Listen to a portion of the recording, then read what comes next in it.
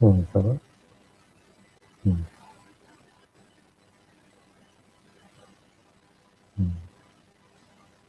Ừ. Okay, let's see here.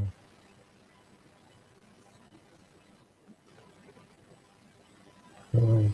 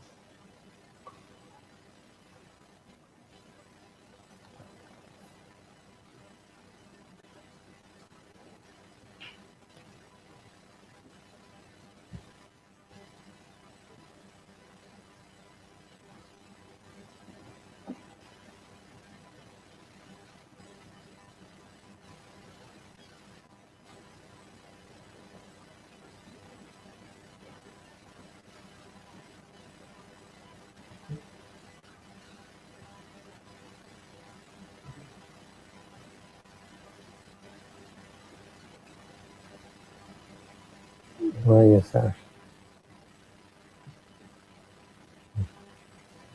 Where you use yourself. At ease.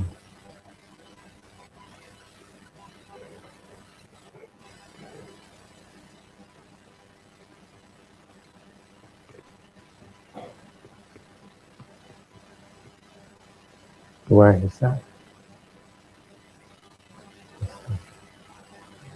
You forgot.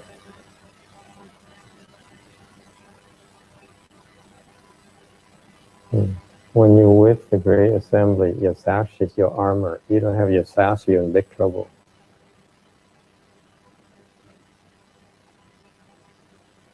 Gặp đại chúng mà thủ cái y rồi nguy hiểm lắm. For left home people, this sash here is their armor. Believe it or not. Người xuất gia cái này là cái giáp của mấy người xuất gia. That's why the Buddha tells us to wear this. Đức Phật mới dạy mình phải mang đắp cái y như vậy. It's out for our protection.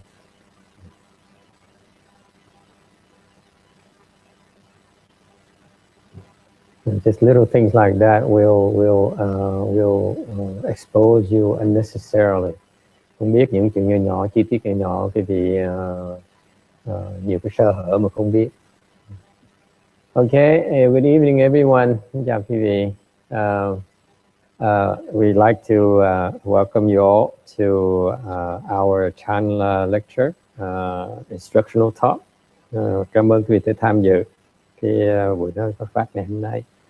We are in our second week of the 7-week Chan Chi. Chúng ta đang trong cái hiện thất tuần thứ nhì của hiện thất 7 tuần của chùa. And so we'd like to welcome some of the old faces and some new faces. Thành có mấy người cũ lâu không tới, cũng có mấy người mới tới. So, for example, we'd like to recognize our friend Mr. Chánh Phong, Hữu Dụng Nguyên. He's coming from San Jose. Chánh Phong là ở từ San Jose tới đây. Been a while. I'm sure it's been a very, very hectic. Life is hectic for him, like the rest of us. Chắc cuộc đời nó rất là bôn ba vất vả như mọi người ở đây. I heard his company was bought out or something like that, so he got a new bonus. Maybe that's why he's here spending his bonus. Chắc là cái hãng mới được mua. So chắc là bởi vì có tiền được thêm tiền. Thành ra ông Chánh Phong mới có rảnh rỗi tới đây mà tham dự thiền tất. How long has it been the last time? Like 2 years ago? 2-3 năm trước. 2 years ago. Yeah. Chánh Phong is a supporter of the CTTV. Chánh Phong này là ủng hộ đạo tràng và Mường Thành rất là đắc lực. Among all the temples as well up north, he's well known in the Buddhist and the temples up there. nên rất ủng hộ rất là nhiều đạo tràng ở trên Bắc Cali. Okay, so welcome. We hope that you won't be disappointed with our backward and very inflexible type of training. Hy vọng ông Chánh Phong không có quá thất vọng với lại cách huấn luyện chúng ta rất là cổ hủ và rất là cứng cáp. I'm told that he's the CTTB where we learn our Chan Chi technique from. Nghe nói Chánh Phong nói là Phạm Văn Thành cái nơi xuất gốc của cái pháp thiền thất của thầy học. They don't do it this way anymore, right? They much shorter. Yeah, is that correct?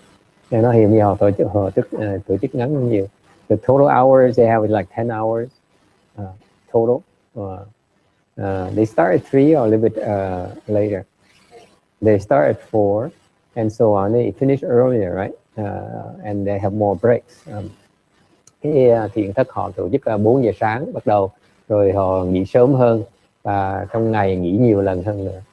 And it's probably because too far away and not many people up north have the time or have the inclination and to endure this kind of hardship. Chắc là tại vì chỗ Hoàng Thành nó xa xôi một tí, với lại giờ thời buổi này ai mà có thì giờ mà tới làm những chuyện như vậy. It turns out that the one characteristics of Chan Chi, có một cái đặc tính của thiền thất, has always been the case, trước giờ nó là như vậy, is that you are supposed to become very tired. Cái chương trình nó khiến quý vị rất là mệt mỏi. It's called Củ Cung. Chinese called Củ Cung. My late master, Mary Shen Hoa says, you do Chan Chi, it's called Củ Cung. Okay, Củ Cung. Nên là cái thiền thất là một cái khổ công. Khổ là khổ sở đó. This is the time where you get together and we practice enduring hardship. That's what Chan Chi is for. Cái thiền thất nó như vậy đó. Okay. So that's why we still stick to it, and that's why every year we don't have that many people coming anyway, so it doesn't matter. Mỗi năm không ai tới chùa mình, thành ra mình dài ngắn chả quan trọng. We just do it among ourselves. But why do we do this? Tại sao làm như vậy?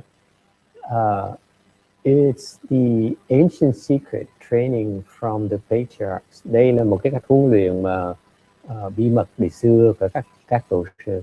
These patriarchs in Chan are the one who have the wisdom. Các ngài là có những vị đấng có bậc đại trí huệ. So they did all this because it works for us.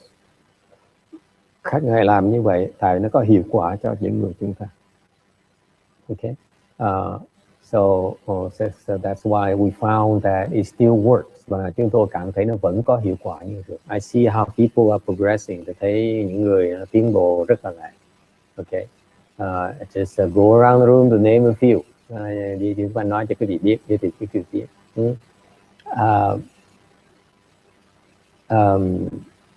Let's see who. I don't know anyone. Maybe they skip town already. Tôi đang biết mấy cái người mà tu hành gắt cao trốn nó mất rồi. Wait. Oh, it's only one or two here. Hello.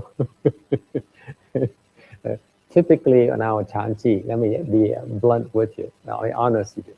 Our Chan Chi is usually at our left home people. Okay, thường thường chúng tôi hoặc là người trong xuất gia hoặc là Gội Chín, cô Quảng Ngân. Okay. We stuff it out every single day. Chúng tôi mỗi ngày tu, nhưng mà láng Quảng Ngân. Lúc trước cô Thanh Hương tới thì nhiều hơn, bây giờ lớn tuổi nên bây giờ tàn tí. Xin Xiang used to come a lot more often, but now it's she want to take it easy a little bit. Now the age is piling up. And we typically have one or two outsider who would come for 2 or 3 days and they run away very quickly. Thì ngoài ra có 1-2 người tới 1-2 ngày xong tôi bỏ tôi chạy ngay lập tức. They say, you guys are crazy. and by enduring the hardship here, you progress so quickly. Chịu khó như vậy tiến bộ rất là lẹ. Actually, because of this particular type of training, a particular type of environment, that you're able to overcome a lot of obstructions that are natural in your progress. Okay, and vì cái cách chương trình này, cách huấn luyện này nó rất đặc biệt, thành nó tự động nó giúp quý vị vượt qua những cái trở ngại. Last night people started asking us about to talk about the different samadhis levels. Qua có người nói chúng tôi là xin bàn rộng thêm về cái thiền định. Okay, and we continue to do that. Okay, we talked about last night about first dhyana. Tối hôm qua chúng ta nói về sơ thiền. Okay, and by the way, Sarah is leaving tomorrow night, so I hope tomorrow morning. So I hope we have a chance to have a share with us a great meditated, and the one real true benefit of Chan is that it heals. And she's was able to have a significant self-healing process. Maybe you'd like to share with us later. Okay. Cô Sarah này, cô cũng ngày mai cô trở về làm việc lại rồi. Okay. Thành ra thầy muốn hy vọng cô bỏ thì giờ chia sẻ cùng chúng ta khi cô được chữa bệnh đó. Okay. Anyway, so the people in our in where we live are considered scattered. Chúng ta những người ở đây á, ở xứ này á, cõi này, dục giới này, okay, the desire realm is gọi là tâm thần tán loạn. They cannot concentrate. So when they learn meditation either through yoga or qigong and tai chi and so on, người ta đi học thiền hoặc là đi luyện tài chi này nọ, khí công này nọ, hay yoga, they are able to enter first dhyana. Very few of them are able to enter first dhyana. Rất ít người mà đạt được sơ thiền. The majority of the people who meditate and practice tai chi and qigong don't make it. Đại đa số những cái người mà tu thiền hoặc là tu luyện khí công này nọ, họ không đạt được sơ thiền. It's a fact. They remain scattered. Okay. Because there's no real good training. Their instructors don't quite know how to bring them to first dhyana. Lý do đại đa số những người mà người ta tu thiền nhờ với những cái trong thiền đường hoặc này nọ mà họ không đạt được sơ thiền, bắt đầu tu rất nhiều năm, 20-30 năm trời. Okay. Tại vì sư phụ của họ không biết cách huấn luyện cho họ để nhập định. It takes techniques. You need, it's not, when you become a Chan teacher, actually you need to receive training to be a teacher. Trong cái truyền thống người thiền tông mình, hướng dạy thiền là phải được dạy mới được có quyền đi dạy, được huấn luyện. Okay. And you need a lot of support. Thì cần rất nhiều sự giúp đỡ. It doesn't happen haphazardly. Cái sự tiến bộ cái vị không phải là một chuyện ngẫu nhiên đâu. It's a lot of work behind it. Muốn tiến bộ phải cần rất nhiều cái sự chuẩn bị, cái sự tu hành, cái phải dễ, sự ủng hộ, the support. Let me assure you, one of the major aspects of your progress is the kind of support you get. Okay, muốn tiến bộ phải cần được ủng hộ. Okay, so for example, I have this young lady in the back here, Kim, who've been coming to our Saturday night retreat, tantra session from 8 to 9. Thì như cái cô Kim này là đợi tới chùa này hơn cả năm với các em cô and her sister over a year now, and they come on Saturday night mostly between 8 and 9 to recite mantras with us. Tới để thích tụng chú thôi. Okay. And they don't make any progress in tiến bộ năm thôi. Okay. Because they came to learn. The reason being they came to learn how to recite mantras. They didn't come to learn how to make progress. Lý do tại sao không tiến bộ? Không tiến bộ tại vì mục tiêu của họ đến là để muốn học chú thôi, tụng chú thôi. Mục tiêu đâu phải là để tiến bộ đâu.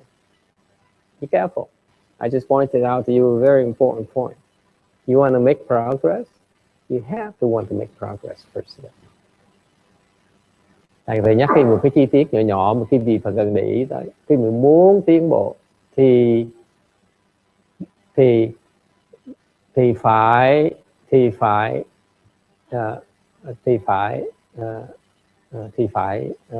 muốn được tiến, phải thực sự muốn mới tiến bộ được.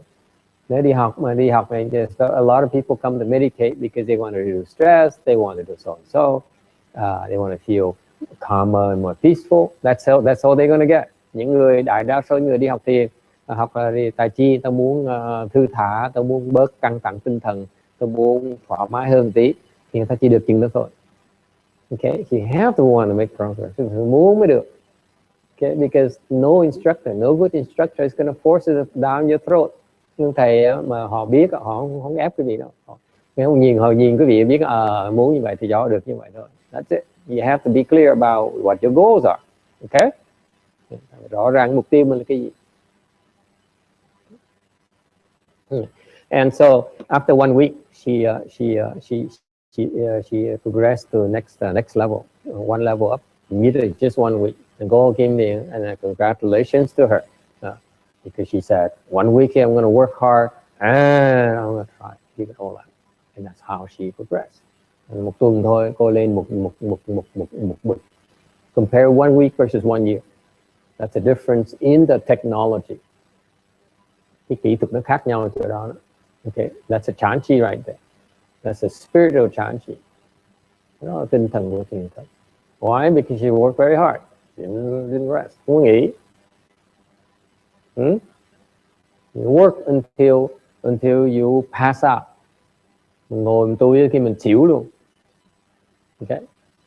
And you know, before the lecture started, the body aching so much you have to lie down like this. Oh, I can't take this much longer. Trước khi mà bắt đầu buổi đàm thoại ngày hôm nay là cô đã có ngồi duỗi nằm thẳng đâu, chịu không nổi nữa. Mệt mỏi như vậy. Okay. And so you go to first dhyana. Okay, and that's the first level where you actually have considered a little bit of concentration. Cái sơ thiền chỉ là mới một tí của định lực thôi. It's not considered in Chan school. It's not considered having samadhi power yet. Not until you go to second dhyana. Khi vì chỉ có gọi là định lực khi nào quý vị tới nhì thiền trở lên mới gọi là định lực. Second dhyana and up, that's called samadhi power. Below that is no samadhi. Is it clear? All right. When you go to second dhyana, as I said a few nights ago, your breathing stops. Okay. Khi bị nhập nhì thiền đó, thì cái hơi thở khi nó ngừng thở. You stop breathing through your nose. So if someone enters samadhi, you stick your hand on that person's nose. There's no air breathing in and out. Người ta nhập cái sự nhì thiền đó, khi bị để ngón tay dưới mũi người ta không thấy hơi thở này. You put a mirror underneath them, nothing coming up. Okay? Any questions about that? And one more thing happens in Kakna. Then your light becomes stronger and stronger. You emit light. Đó quý vị phát quang. Regular eyes, ordinary eyes cannot see. Mắt người tầm thường, mắt bình thường không thấy được. You enter second dhyana, you emit light. Okay, very strong light. First dhyana too, but second dhyana is when your light becomes very, very strong. Yes.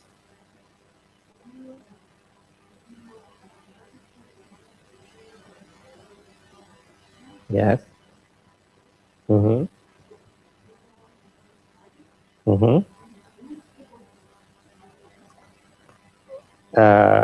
You cannot go next level unless you enter samadhi. What kind of question is that? You go next level because you're able to enter next level of samadhi.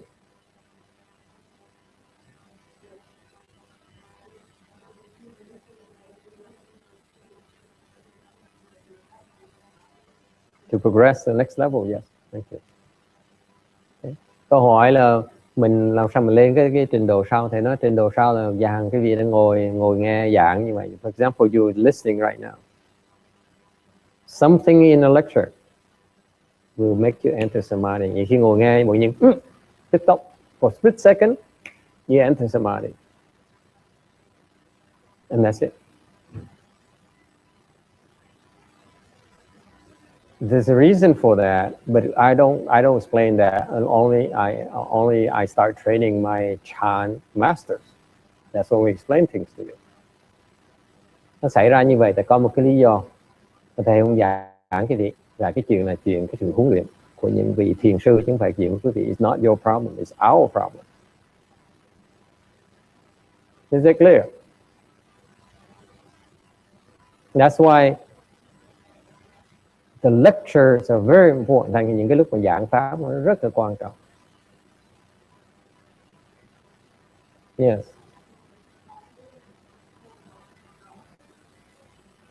That's right.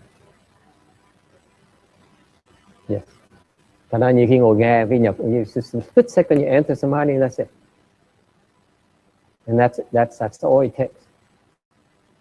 Chỉ cần một chút lát thôi là xong rồi.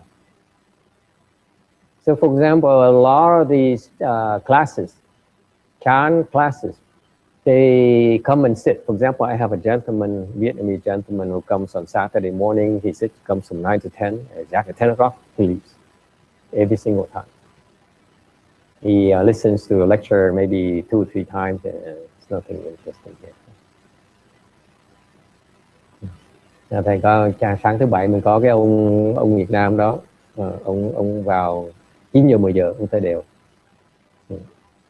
60-70% là tới đều, xong rồi 10 giờ bắt đầu nó pháp, nghe một vài lần không có gì hay thôi. Như vậy. What he doesn't realize is that the lecture is 1 hour. Ông không biết rằng cái lời giảng đó là thêm 1 tiếng đồng hồ. So in essence, what's happening to you actually is sitting 2 hours. So every Saturday morning, the people who listen to the lecture come and participate.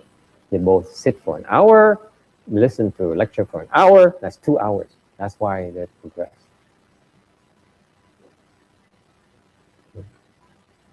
Thành ra họ tới, họ nghe, họ ngồi thiền 1 tiếng đồng hồ, xong rồi họ nghe pháp thêm 1 tiếng đồng hồ nữa, là tiết ra hồi sáng họ ngồi luyện 2 tiếng đồng hồ thôi, chứ không 1 tiếng đâu. Thành ra cái sự tiến bộ họ lẹ hơn những cái chỗ khác. That's why they progress a lot quicker than the others, because there's a lot more happening during the lecture as well. Thành ra tôi còn nói pháp nó rất là quan trọng. We brought it up last night. If you're curious about what we talked about last night, listen to the lecture. Người nó diễn cờ has it somewhere.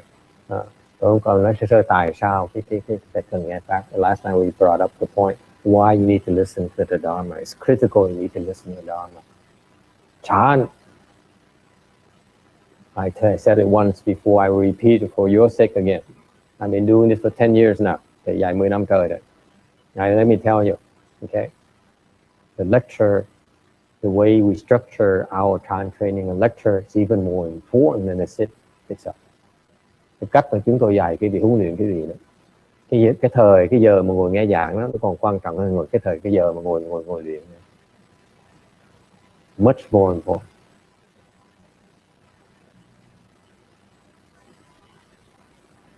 Chin Xiang doesn't meditate the way we train.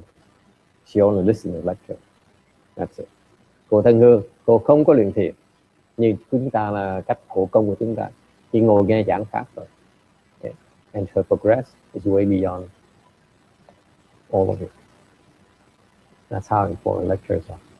Thành nghe pháp nó quan trọng. Cô này cô không có luyện thiền với chúng ta, cái chân đâu có quẹo được nữa đâu, ngồi cái già đâu có được nữa đâu, ngồi nghe giảng kinh mấy năm trời này là tiến bộ.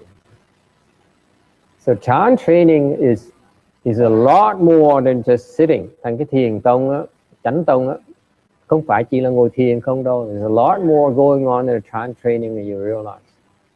Cái cách huấn luyện của thiền tông chúng ta đó, nó rất là rộng, không phải chỉ ngồi thiền không đâu phải là đủ. There's a secret behind it, and it's only instruction we train himself. I train instructors. I don't train you. I don't tell you these secrets. Thành thật nói cái vị thầy cũng dạy những cái bí mật này, tại vì cái đó là chuyện của ông thầy, không phải chuyện của quý vị. Okay? Yes.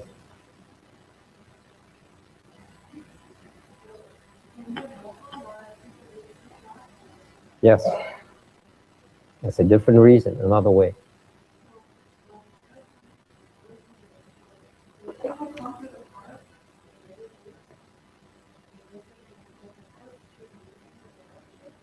Yes. Yes.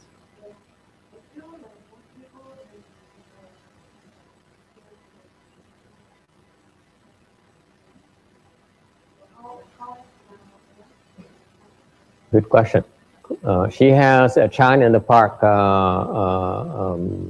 event every week. Cô dạy thiền trong park to my urging, to my encouragement, and so they like to come and meditate and you talk a little bit, you help them a little bit. Yeah, that's about it. Yeah. So she asked, so if the lecture is so important, how can I help them? Okay. Cô hỏi là nếu như những cái lời giảng nó quan trọng như vậy thì sao tôi giúp nó được? First of all, you're not a child master, so I cannot teach you that. Okay, I can only help you so far. Okay, you can do so far, so much with your skill level. It takes a lot more. Okay, it takes a lot more years. Okay, before even like none of my students I can train them. They're not ready yet. It's that difficult. Okay, that's why usually in a Chan tradition we only need to find one student. I transmit everything I know to that person. I'm done. I can retire. Còn thầy nói là cái trình độ mấy cái ngay hơn những người đệ tử xuất gia thầy chưa đủ trình độ để thầy dạy cái cách để mà làm thầy thiền sư, chưa đủ sức, chưa đủ hỏa hậu. Thành ra trong truyền thống về thiền tông mình đó, là ông thiền sư chỉ còn chọn một người đệ tử truyền lại cái không biết thôi là chưa ông xong rồi, ông có thể về hưu được. Okay. All right. So how do you help these people? You're helping them already. Cô đã giúp họ rất nhiều rồi. Okay. For having the solid Chan training you receive, which is higher than the majority, the overwhelming majority of the meditation teachers out there already. Cái trình độ cô này nó cao hơn đại đa số những cái người thầy dạy thiền ngoài kia rồi.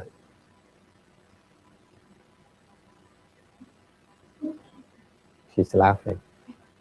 That's a Catholic, by the way. Cái cô đó là người Công giáo đó. She's laughing at us already. Isn't it sad? Tôi thấy buồn dễ sợ không? Ta dạy thiền như vậy đó. This is what happens out there. They don't have the knowledge, nor the samadhi power, nor the training. Họ không biết thiền, họ không biết được huấn luyện, họ không có định lực để mà dạy. And that's why people don't make progress. Họ không tiến bộ được. Some temples I know, they don't know how to train. I know that for a fact because I know the masters. Okay, they don't. They you know, the Chan tradition is very, very, very clear.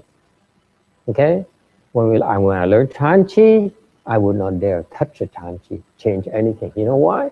Because I'm still practicing it. Until I perfect it, I will not change anything. Ví dụ, thầy đang tu thiền thất, thầy hoàn toàn không đổ một tí. Tại sao như vậy? Tại thầy chưa xong. Khi nào tu xong rồi thầy mới dám đổi. If I can sit the Chan Chi for 7 weeks, 10 weeks, 20 weeks, 30 weeks without any problem, I can change it. Until then, I don't dare change it. Right? Because I have not mastered it yet. Why should I change something that I don't understand yet? We're taught to do certain things for a reason. And we better figure it out before we dare change it. Nên như cá nhân thầy tham dự thiền thất, thầy không đổi một gì hết đó. Tại sao vậy? Thầy sợ đổi lắm.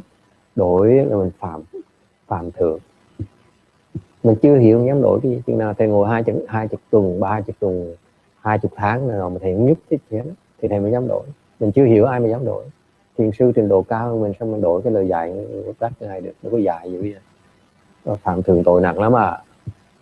A serious offense, you ask me. Okay, because I obstruct you from making progress. Là thầy đổi như vậy, thầy đang chặn đường cái vị không được tiến bộ theo lời thiền sư dạy. See that? The last thing I want to do is instruct you. Okay? So your level is higher than most meditation teachers out there already. Thành thầy nói trình độ cô này cao hơn đại đa số những người thầy dạy thiền ngoài kia, including monks and nuns. Cao hơn cả thầy người xuất gia nữa.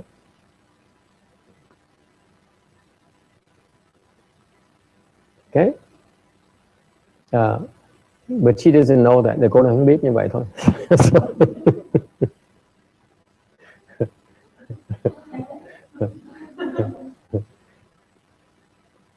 So for example, last night, when I sent Venerable Xiển Chữ here, the old Venerable dying right here. Tối hôm qua thầy phái ông Hiền Trì nữa, ông thầy già mà bệnh chết xuống nữa. For a few days now. You want to rest? Or no, you don't rest, you go. You have the strength to go. Đủ sức mà đi là được rồi. Let mà đi. And then with the young lady back there. Cái cô okay. The road warriors. 2 người thôi. They've been with us two years. Okay, I sent them out because I'm not afraid of anyone that they're going to meet up there, except the TTTB. Thầy dám gửi đi. Thầy dám gửi đi tại vì thầy biết 2 người này không ngán ai hết.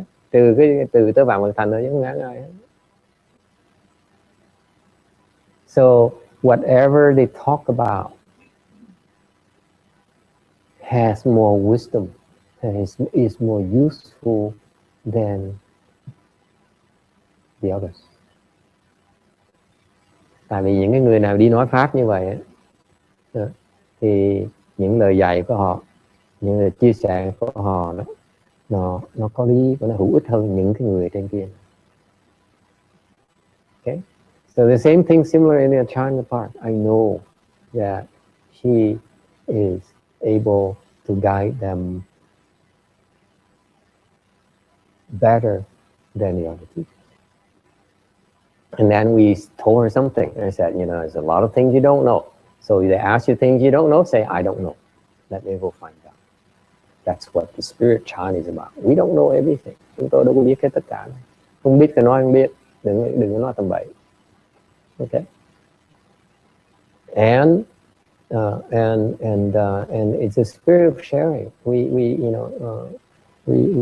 don't profess. We hope that by teaching, we're learning more. Và cái chuyện khác là chúng tôi đang dạy cái gì thì ra chúng tôi đang học. We're learning from you as well. Because of the way you react to our teaching, I improve on my way of teaching. Tôi dạy 10 năm trời. The last 10 years has been an eye-opening experience for me.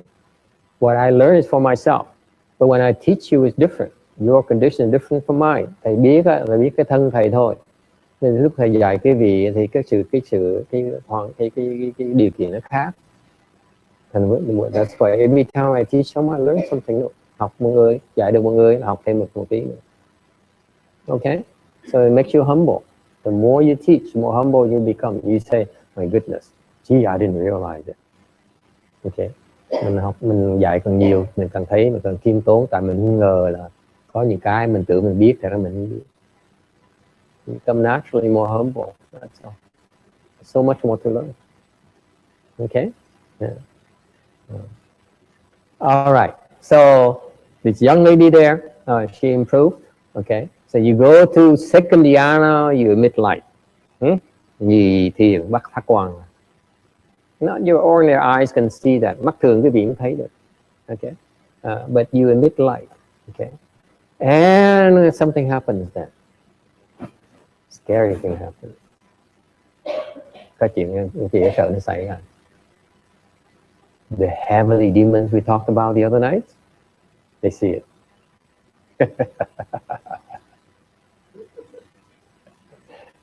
Nhớ vài đêm trước mình nói là có thiên ma không? When you emit light, the heavenly demon says, oh.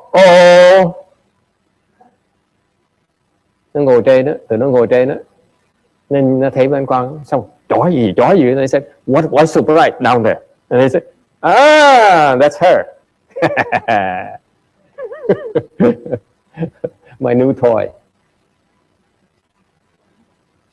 Thì nó thấy là cái người đang ngồi thiền này đang phát quang là they say, my new toy, có cái chữ này tức. You have a label. Heavenly demons, new challenge. They come and obstruct you in your practice. Họ tới, họ chặn cái lại, không cho được thiền. They stop you in your practice.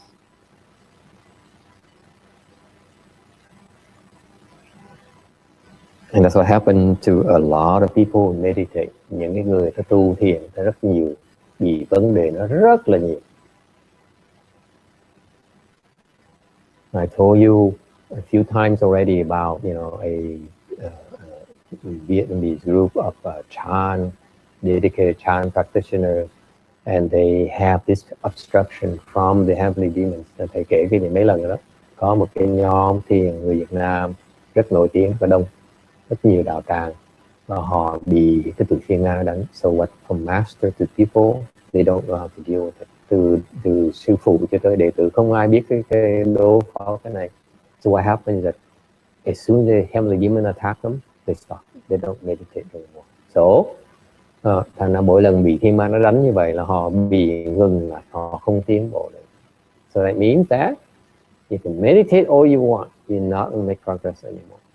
Quý vị có thể thiền đây 20 kiếp nữa cũng không tiến bộ nữa. Tại mỗi lần nó tới, quý vị mà sắp tiến bộ nữa tới, nó chặn một cái là ngừng, không dám thiền. So what happens is that as soon as you're about to make a progress, they come and stop you dead in your tracks. Happened in the temple I practiced when I was a novice, Long Beach Monastery. To Long Beach, I was there. 30 of us, we stuck. Okay. Only 2 of us. I'm one of the 2 who figure out how to escape it. Mình thầy với một người khác thoát được. The rest of us are stuck. So that's what happened in first and second dhyana. No, nhị thiền. Usually first dhyana they don't care. You just look. It doesn't matter. Okay. Second dhyana, they say, we better come and stop it. Sơ thiền thì nó làm lơ, nhị thiền thì bắt đầu nó tới, nó bắt đầu cái tụi nó bắt đầu nguy hiểm. Okay. So it's not easy problem to fix. Cái vấn đề nó khó giải quyết lắm. Because I try to teach my co-cultivators at Long Beach Monastery, and they couldn't do it. Dạy họ làm không được. Okay? And once you're stuck with this, there's no way for you to make progress anymore. Khi cái bị dính cái này rồi là không cách nào mà tiến bộ được nữa. They know they have you in the palm of their hands. That's it. So after I started teaching meditation 10 years ago, and sau khi mà thầy bắt đầu quyết định dạy thiền, I made a deal with them. Thầy thương lượng tụi nó. I said, you don't obstruct me, okay? I will not reveal you to the world how you do it and how to fix your problem. Anh thầy thương lượng tụi nó, thầy nói là quý vị đừng có phá tôi, để tôi yên, thằng tôi dạy cái I only teach a few people, 2 or 3 people. Why do you want to bother me? Tôi dạy có 2-3 đứa học trò, quý vị tới phá tôi làm cái gì? Phá tôi giận á, là tôi nói hết cho cái theo biết tôi biên cái mạng, tôi biên cái tôi lúc tới nhị thiền, tôi bây sẽ bị đánh như vậy này. Và muốn gỡ thì gỡ như vậy này. Là quý vị sẽ thất nghiệp ngay lập tức. If I reveal that, you heavenly demons will be out of a job. And guess what? No problems yet. Thành 10 năm trời, never had a problem. The other groups come to me and ask me, how do you fix this problem? It's not my problem, I'm sorry. Okay. So that's what happens when you go to second dhyana. Tới nhị thiền nó phiền như vậy. Why do I do that? Because once you progress to her level, the old woman is here. Nếu quý vị tới trình độ bà sư cô này, and they come struck her, I say, this is how you fix it. She does it just like that. The lower level is much harder for you to do. Thành ra những cái trường hợp cao, trình độ cao rồi thì dạy nó rất dễ giải, và trình độ thấp thì dạy nó khó giải, thành mệt. So I'm lazy. I said, you know, I only have 2 or 3 students, and you come and instruct me. I have to show them. It's too much hassle. Just don't bother me, please. Questions? Yes. Questions?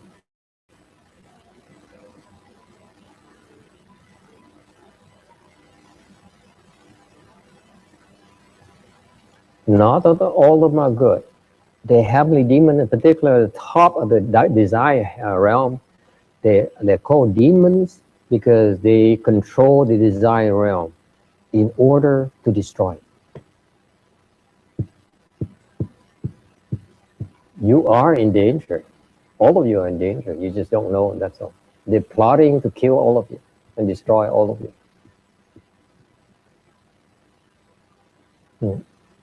Does it answer the question? Câu hỏi là tại sao mà trên cõi trời mà gọi là thiên ma mà không gọi là cõi thiên nhân?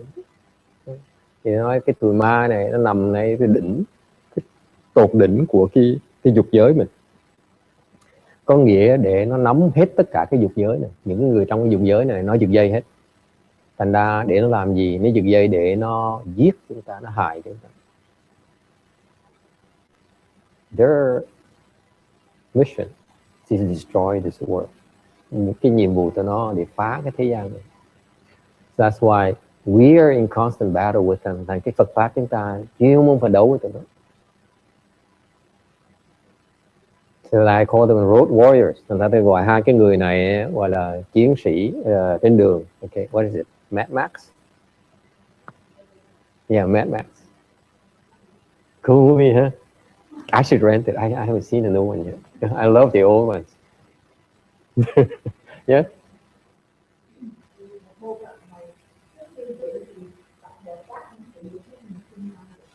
Tiếng làm cái gì? Có cái gì? Có như vậy quy với chữ tu chứ. Cứ nói là đừng có lo gì đâu mà lo, gần Phật Bồ Tát thì con tới ôm Phật Bồ Tát, Phật Bồ Tát cứu. Gì đâu mà sợ. Thì đâu có chữ tu đâu. Cứ ngày đi làm bậy làm bạ không à. So the question is why do Buddhas and Bodhisattvas allow that? I said, well, lots of reasons. One reason is that then is if you feel you're threatened, then you have motivation to practice, don't you? Because if not, you don't feel threatened. Why would you do anything? You're happy. You go play. You buy cars. Make money. Go to Vegas. Okay? Why would you change? You only change because you feel there's a need. Yes.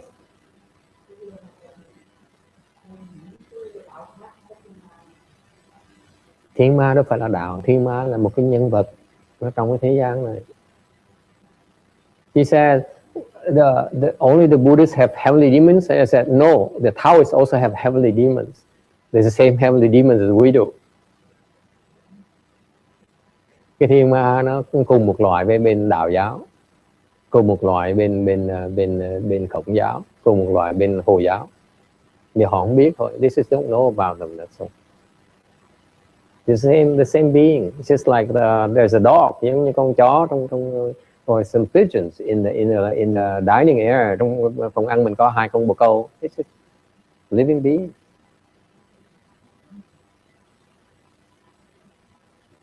They are extremely dangerous because their only mission in life is to destroy and kill you and hurt you. That's why they're dangerous. You don't fool around with them. Cái tụi thiên ma cực kỳ nguy hiểm. Tại vì mục tiêu duy nhất trong cuộc đời nó sinh ra làm thiên ma để nó hại mình thôi, nó giết mình, nó phá cái vũ trụ này thôi. They will destroy the world. Nothing you can do about it. They will succeed. Họ sẽ thành công. Okay?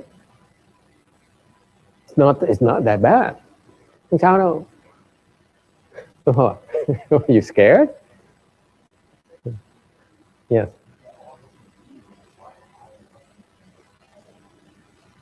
Why are they evil and not in the hells? Okay.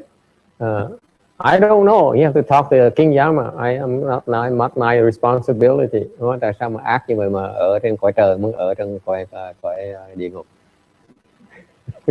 Because they have heavenly blessings. They may be evil, they have heavenly blessings. Mặc dù họ ác nhưng họ có cái thiên phước. Yes.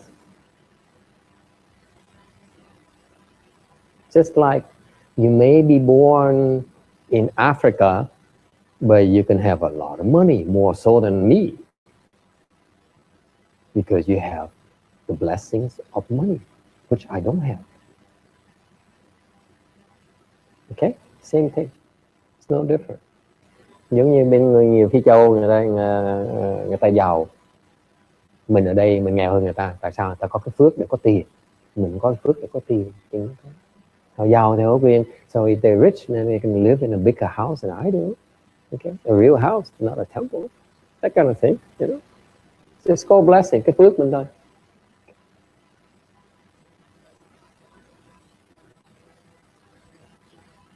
All right. Any other questions? I how much? Yes. Now it interests you. Huh? Yes. Yeah. Yes. Running part? That's yeah. It's the running part is a tradition that helps some people become enlightened, and I kind of dropped out because I realized none of you that nowhere near that. So I said it's okay. It's kind of another 10 years. And if we continue at this pace, in 10 years, no one left in the Buddha hall. So it's okay. I gave up. Hmm? You can run if you want. Yeah, just don't bump into others. That's all.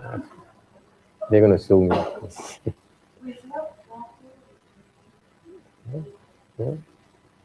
Nó nói là sao mình thầy ngừng chạy, cho nó ngừng chạy tại vì quý vị thầy cuối cùng thầy quyết định quý vị 10 năm nữa cũng chưa chắc giác ngộ kịp, thành ra thầy thôi khỏi chạy mệt. Tại vì trước có người chạy ta giác ngộ, chạy người ta giác ngộ. In fact, in a chanchi, some people ran like that and they became enlightened. During chanchi, yeah. There's a reason behind that.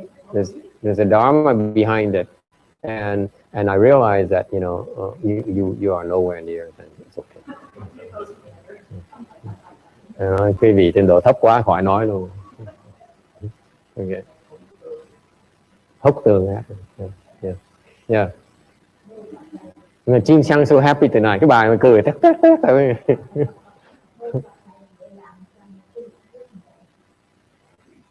Bản sanh thì con đừng có lộn xộn. She says, after 5 years now, she's been with me, and the last 5 years says, I want for rebirth. That's all the thing I want. Tôi nói thầy nghe, tôi chỉ muốn vãng sanh thôi. 5 năm mình nhắc mở miệng ra nói. All I want is rebirth. Okay, you hear, Master? Yeah, promise me. Okay.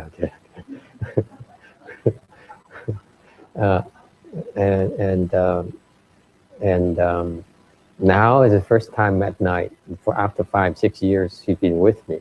She says, now, what is this enlightenment? Before enlightenment, get it. Rất rõ ràng dễ sợ ha. Phải không? Đúng bạn Ngân. Giác ngộ, tôi bạn sanh, tôi mới giác ngộ. So my answer to her is that don't worry about it. Go for rebirth. That's what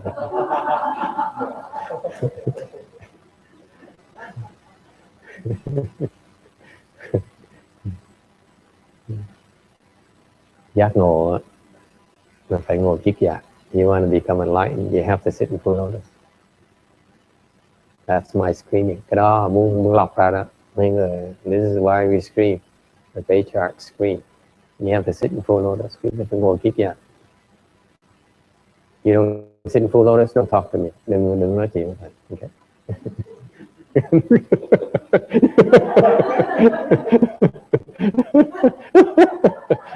Yeah, we pick on girls. Yeah. Yeah. This is why when we teach Chan, we said try to get in full lotus. Chúng tôi mỗi lần dạy thiền for the last 10 years, it's always the same thing. Can you sit in full lotus? It's always the same question we ask all our new students. Bất cứ người nào vào cái lớp của thầy hỏi ngồi được kiết già là không? And look at her and say, you can sit in full lotus, why aren't you? Thì nhìn cái bà này nói tại sao mà cô ngồi được, nhưng cô được ngồi kiết già mà không chịu ngồi kiết già? Không gian. I say, you're cheating. You can sit in full lotus. You get in full lotus. You hear? You don't cheat. Okay. It hurts. Of course, it hurts. It hurts. Ngồi chân nó đau. Let Sarah share her story before we forget. Sarah here. Let me introduce you. Sarah has been with us 3 years now, going 4 years, right? 3-4 năm trời rồi. She came to a Chan class, tới học thiền thôi, every Saturday morning. Okay. 9 to 10, 10 to 11. Okay. 2 giờ buổi sáng, Saturday. Sunday, no interest. Chủ nhật không có. So she knew very clear what she wanted. She wanted to learn Chan. Okay. So last year here, okay, I asked Sarah, I said, Sarah, how about 3 hours in full lotus? So năm này thì nói cô ngồi 3 tiếng được không? She said, 3 hours?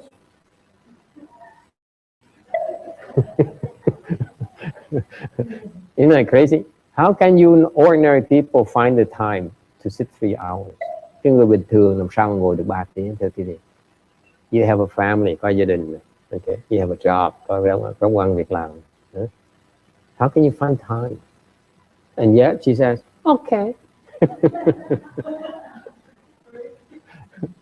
So after 3 years, you know these people are not normal anymore. mà sống lâu, sống sót lâu, còn lâu thì biết cái người này không phải là người cái tâm nó hơi loạn. Very crazy. And Sarah, go ahead, share with us, please.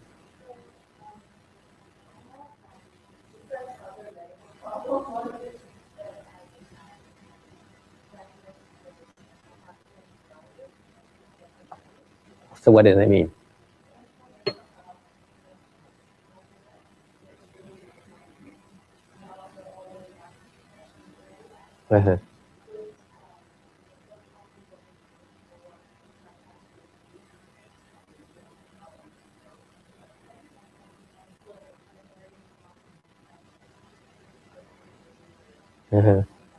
Like spicy food on Saturday morning. Okay, let me translate. Này cô này đó là cô có bệnh, cái bệnh là cái cuốn hồng nó bị sưng, xong rồi nó sưng từ đây nó chạy xuống tới bao tử nó sưng, lâu nó sưng này, nó sưng như vậy là ăn mấy cái đồ Việt Nam mình nấu sáng thứ bảy là ăn được, mà cô tới có ăn thích lắm. And yet she comes Saturday morning, so, wow, temple food, so good. And for some reason, these Vietnamese cooks, my Vietnamese cooks on Saturday morning, they usually go for spicy stuff. Like sáng thứ bảy thường là chuyên môn nấu đồ ăn cay. Am I correct? Huh? Đúng, mà nấu ăn cay nhiều phải không? Besides that, they put in a lot of, who knows what in there. So phở, you like Vietnamese phở, if you know how they make it, you never mind. Okay, so cô bị sưng cái đó, bị sưng cái đó mà thành mỗi lần ăn uống nó khó khăn lắm, mà ăn trật một cái là bị bệnh. Yes, go on please. 7 năm trời.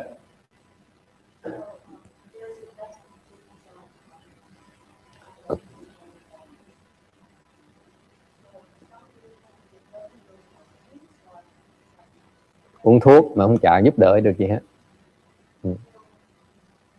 không ngừng uống thuốc.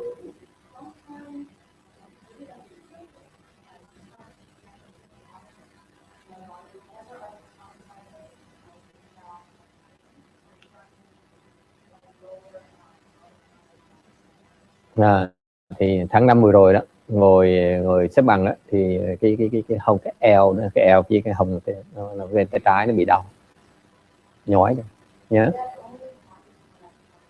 Chỉ là ngồi kiết già mới như vậy. Only in full lotus. So you quit. Rồi. Gặp 3 bác sĩ.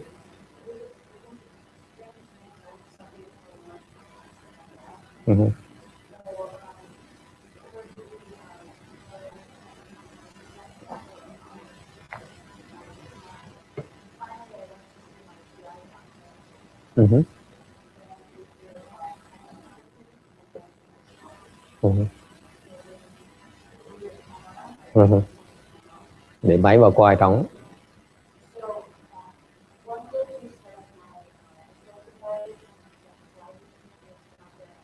Thứ nhất là họ thấy trong cái chuyện sưng của họng, sưng nó hết rồi. Okay, that's great news. Rồi xong cái ruột già nó bị có vấn đề đó. That's in May. Mercy, all the food you ate on Saturday morning. Chắc chắn là tháng thứ bảy đó, ăn đồ ăn cay quá.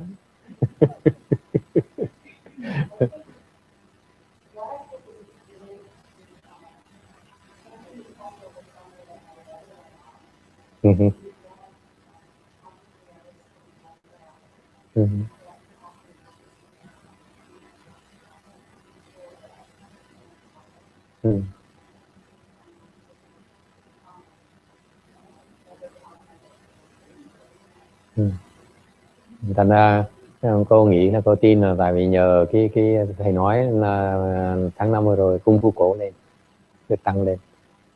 Thành ra nhờ như vậy cô chữa được cái bệnh mà sưng cuống họng, sưng bao tử. Rồi xong rồi nó mới lộ ra cái vấn đề nó bị loét ở dưới ruột già mà bác sĩ chưa biết, chưa ai biết hết. No one knew about it. Didn't show up on your test until you started having pain.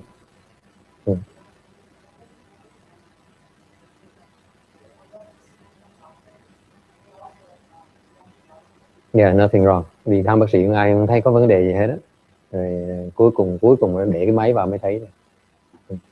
And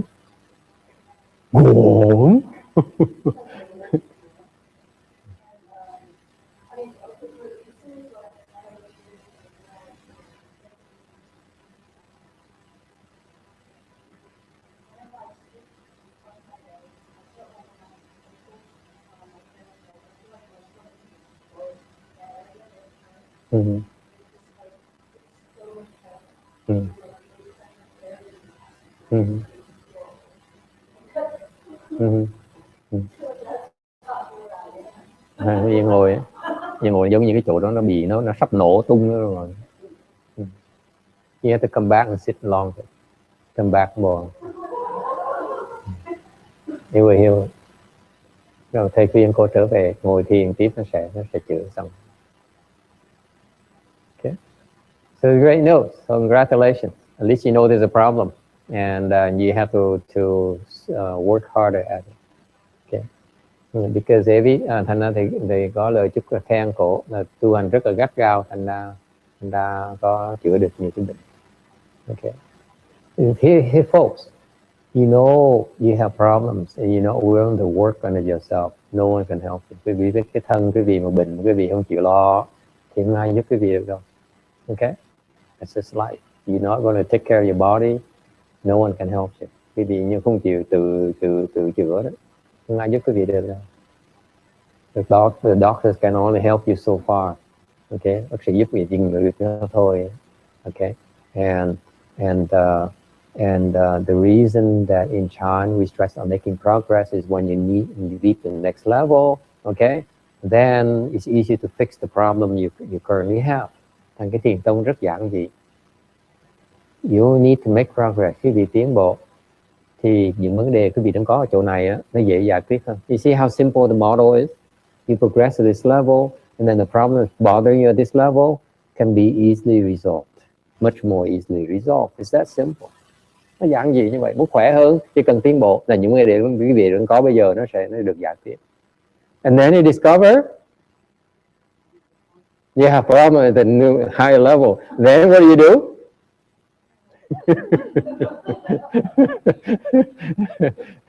Okay. Don't be satisfied. Đừng đắc ý. Okay. So it turns out that when you sit in full lotus, the medical university researchers have proven that it helps heal a lot of your stomach issues. Trong những người bác sĩ nghiên cứu trong đại học á, ta nghiên cứu ta nói là ngồi kiết già đó nó chữa nhiều cái bệnh bao tử, rất nhiều bệnh bao tử. For example, minor issues such as stomach upset, chẳng hạn những cái bị what stomach upset in Vietnamese?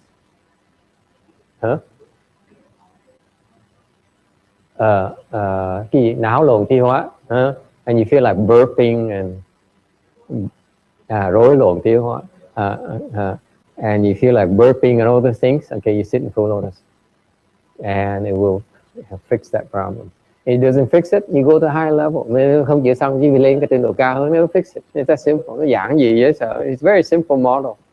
Okay, we are very, very simple minded. Okay. All right, so, well, we hope you come back, Sarah, and keep it up, because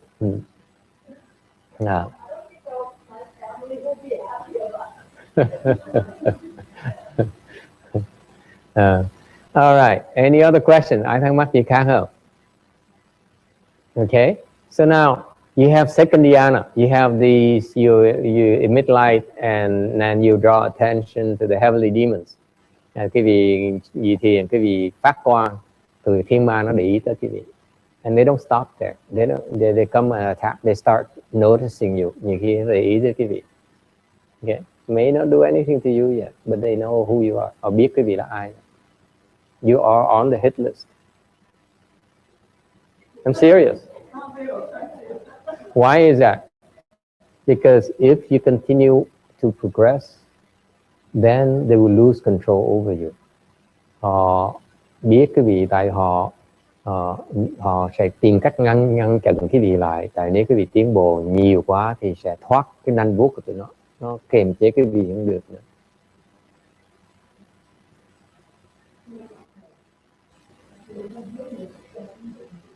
Yeah. Đầy hết, sư gia bị còn nhiều hơn nữa. So, for example, that extends to your China part group as well.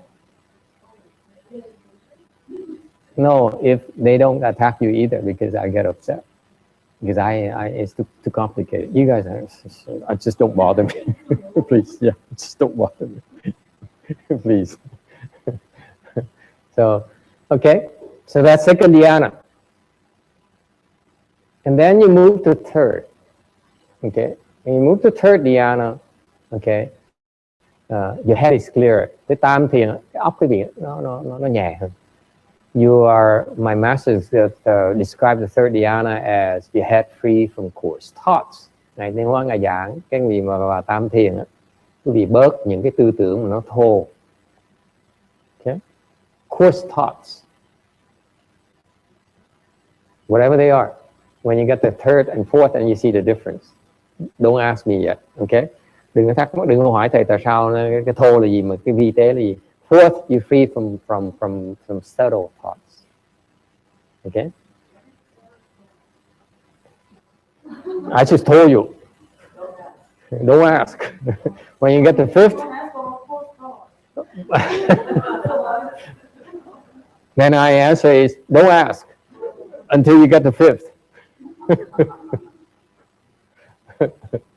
Nhiều khi không cần dạy cái vị, just go, keep going, don't worry about it. Hiểu nhiều làm gì. The more you know, the more bogged down the more you bog yourself down. Càng biết càng nhiều nó càng có lợi. We teach you only enough to make progress. Chúng tôi chỉ dạy cái vị đủ để mà tiến bộ thôi. Okay, You don't need to know excessively too much because it doesn't help your cause. Biết nhiều quá nó không có giúp cái gì hết. Okay? So what happens you go to third dhyana, tới tam thiền? You have a big problem. Tam thiền nó có vấn đề rất là lớn. Does anyone know? Và biết là cái gì không? Yes. Nhỏ nó biết hết. This woman knows everything. Yes.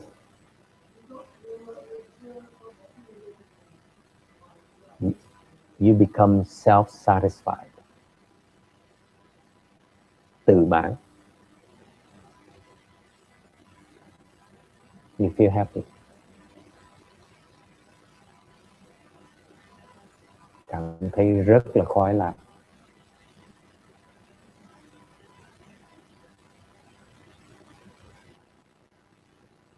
You feel so happy, you feel so peaceful. And you say, I'm happy here.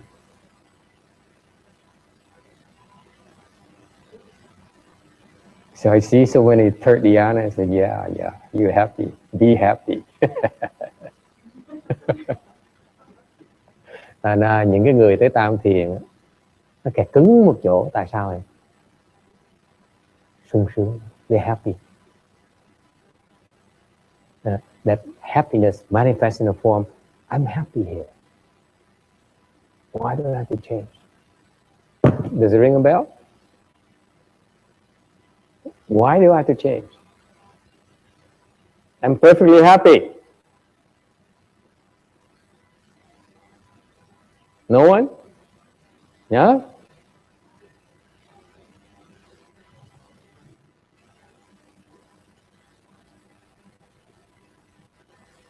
And that's what happened to the old lady right there. Cái bà già đó đó. Well, she came to me last year. Cái bà cụ này tới thầy năm ngoái á. She's in third dhyana already. Và chùa này á, đi cả nhắc. So she walked. And look at me, say.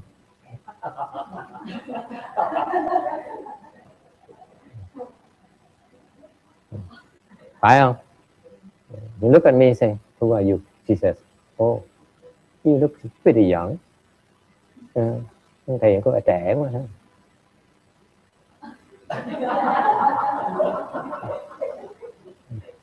Self-satisfied. Rất là tự mãn. Đắc ý đó. I feel good. Most monks and nuns are third dhyana. Đại đa số mấy thầy mấy cô đều ở tam thiền. So she walked to a temple. She's been to so many temples. It's like cô Diễn, hai cái bà này đi đâu cũng vác mặt đi chùa, cấp chùa đấy. Gặp hòa thượng thôi. Bạch hòa thượng. Hòa thượng thượng tọa thấy cái bà này, bà không sợ. She's not impressed by anything. Phải không?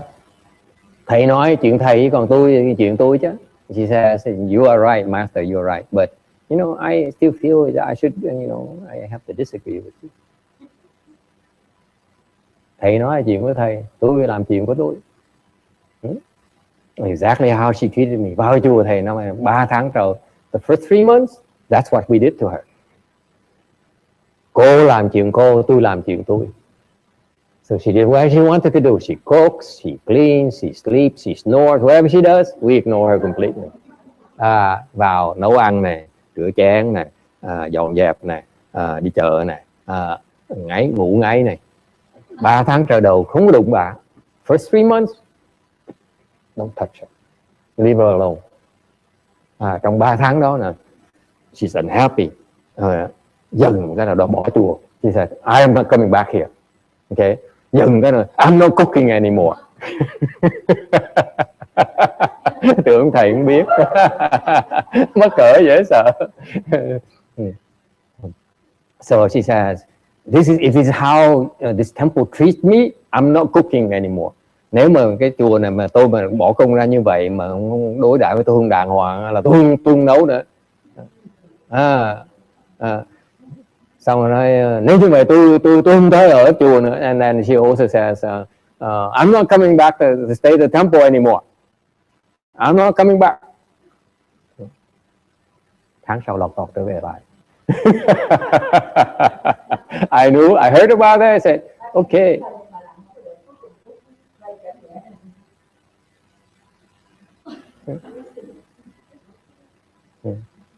Bà sung, bà nổi cáu lên, bà nói không tới nữa. I'm not coming back to this temple. Do you think if I said anything else, he would change your mind? Khi mình nghĩ đến người như vậy, những cái hạng người như vậy đó, mình nói gì người ta tin mình là không, ta đổi là không, sức mấy ta đổi, làm lơ luôn. Các con nghe rõ không?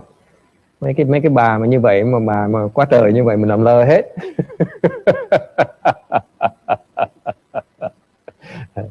And then something happened. Yes.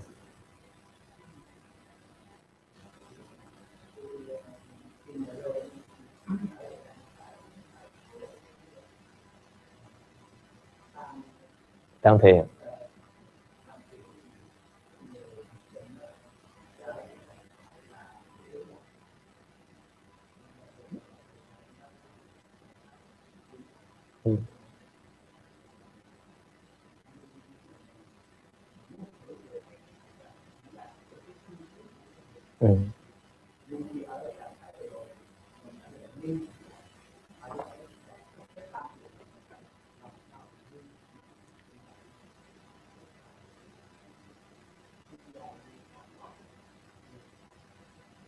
Thầy quen một ông thầy thuốc hiện tam thiền 10 năm trời đó. Kẹt 10 năm trời, ít nhất 10 năm trời, nó giỏi như vậy để măng mà nó tam thiền không có thầy. Nói là eo mà tam thiền. Tôi nói ông nghe, ông kẹt ở đây khá lâu rồi, ông thoát không nổi nữa. Dạ đúng, con 10 năm này con như con lâu năm còn tiến bộ nữa. Và ông có bệnh phải không? Dạ đúng. Ông muốn bớt không? Muốn thoát chứ. Thì thầy nói về thầy phải chỉ ông này, ông thoát không nổi. Thầy chỉ cho con đi. Phải chỉ về làm như vậy này để thầy nói thoát không được. 3 năm sau thoát không được. Thỉnh thoảng tới gặp thầy này, nó khó như vậy. So he asked a question. He says, what about the third dhyana? You feel so happy, you feel content with. So how do you get out? And I said, it's not easy to get out. It's very difficult. There's an externalist I know. He's a Taoist. And he's in third dhyana, and I looked at him and said, you third dhyana, I tell you right now, you stop. And he said, yes, I agree.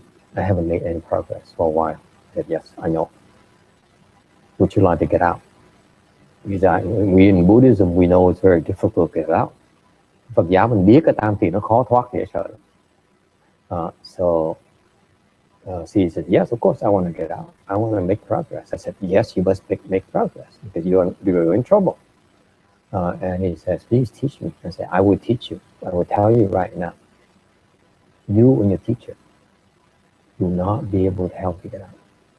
Thầy nói đó, cái ông đó có một cái 10 người đồng tu nữa, cái độ cao hơn ông nhiều. Thầy nói họ nó pháp nhau nghe giúp đỡ nhau tu, cái độ ông chỉ cao lắm.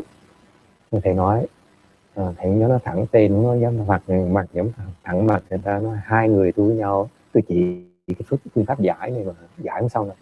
Tôi biết chắc chắn cái gì giải không xong, tôi biết cái bệnh của tôi nó rồi. Mà đưa phương pháp điều thuốc chữa đó, nó làm như vậy. Có nhiều cái phiền dễ sợ lắm. Cái việc có thể tưởng tượng nó khó chừng nào, không phải dễ đâu. And so I said, I knew by his co-cultivator, he's much more advanced level. And I said, I will teach you how to do it. But I will tell you that you will not be able to pull it off. And sure enough, 3 years later, with the help of the co-cultivator, every single week, he cannot pull it off. thầy dạy rồi đó, thầy nói là phải làm như vậy nè thì thoát được. Ok.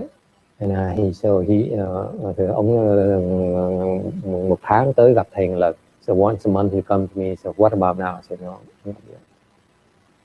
not yet. I told you to do this. Why aren't you doing it? Thầy nói thỉnh thoảng tới gặp thầy tháng 2 tuần 3 tuần 2 tháng tới gặp thầy lần lúc trước đó. Thì hỏi là bây giờ sao? Thầy nói vẫn chưa được. Thầy biểu con làm như con làm ra, con làm không được.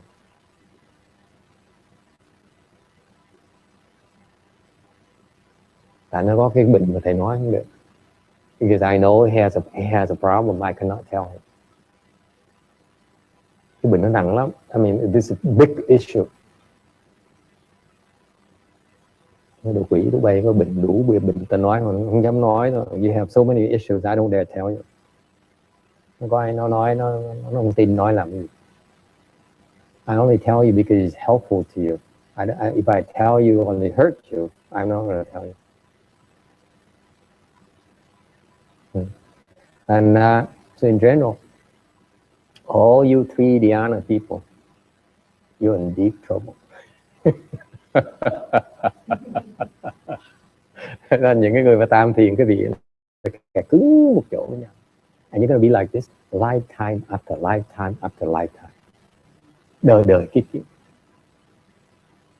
Mấy ông thầy Việt Nam, mấy ông thầy Miến Điện này nọ đó, nó về làm thầy lại, làm hòa thượng lại, kẻ cứng một chỗ.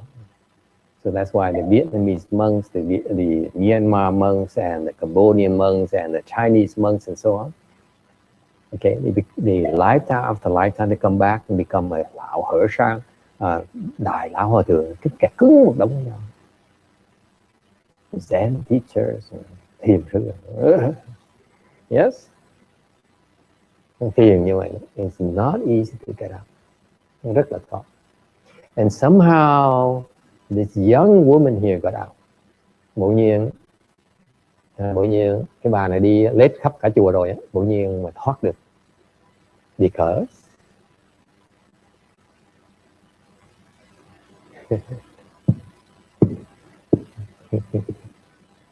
thành cái bà này cho thầy một cách khác để mà giúp quý vị thoát được.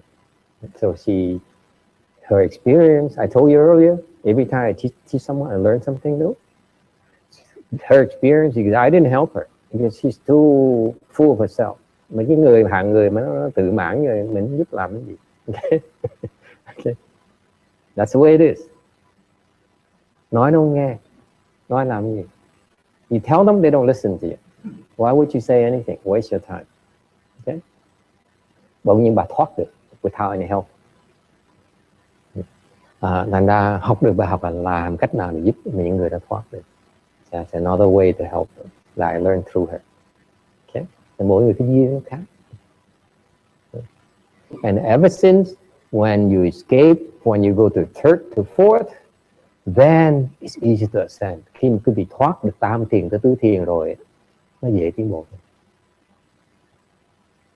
That's why and then she participated in the last May summer retreat, Chan retreat.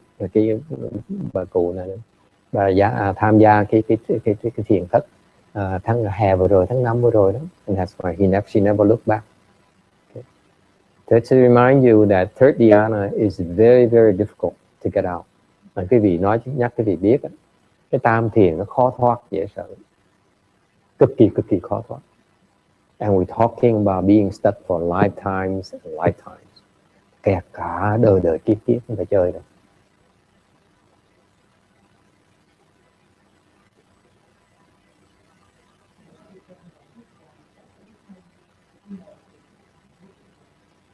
Chắc vậy. He said maybe it's a full loader, possibly. All right. So that is why. Vì vậy, for our students, học trò của thầy, we prepare them. He said, when you go to third dhyana, make sure don't stay there very long. Nên thầy dạy học trò thầy, khi mà con tới Tam Thiền nhớ nói trước, từ nói trước là con tới Tam Thiền con muốn ở lại đây. You pre-program yourself.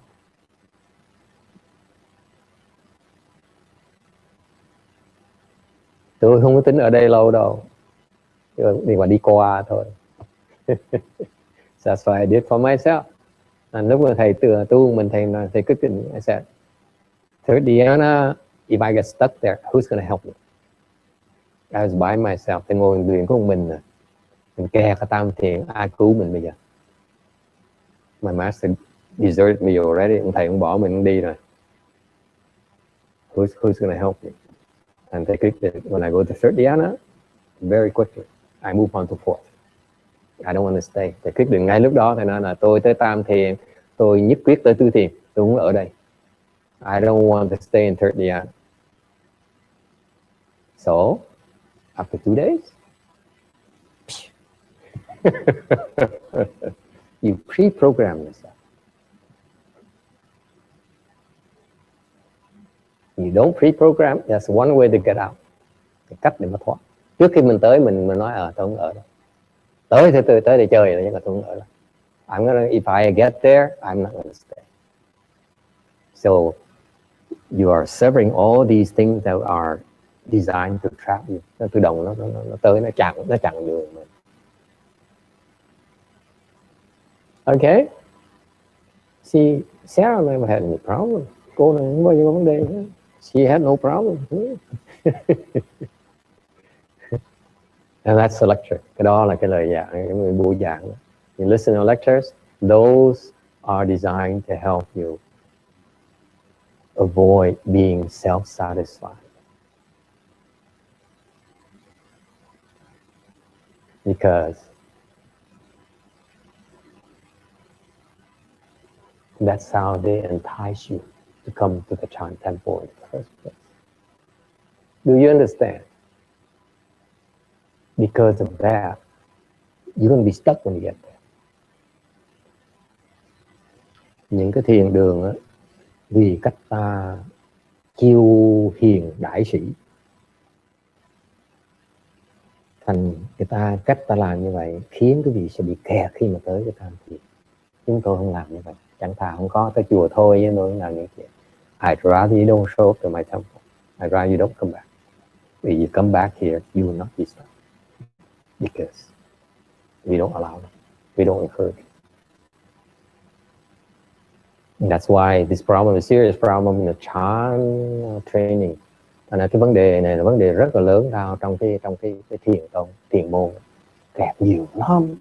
Tại vì các thầy các cô làm bậy, thành ra cứ bị kẹt.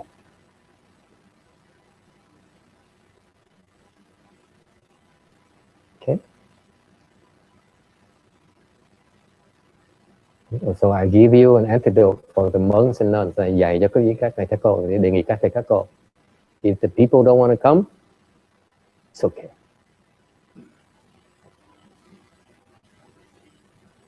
Thầy mới chỉ cái chiêu. Bà nó muốn bỏ chùa, bỏ đi. You see that? The old woman said, I cook here. I work my butt off here. But they don't treat me right.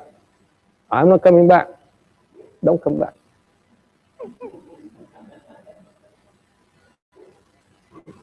Vậy mới thoát được. Một cái lý do mà bà thoát được như vậy. Không bỏ đi. Đừng trở lại. Cho thầy mà xuống nước một cái là bà kẹt cứng. If I said, just come back, okay. Cook. I'll call your blessings. Go. Thầy cho đi mà. Cho đi thẳng luôn. Đi. Không nói một tiếng phải không? Thời gian nó có thể nói một tiếng không? Có nhìn mặt không? I asked her when she decided not to come back to the temple, did I even talk to her, look at her in the face? Tới. It's very important. Because we're here to train you, to help you, not to get you in trouble. Chúng tôi huấn luyện để giúp quý vị thoát cái đàn, chứ đâu phải để kẹt nào.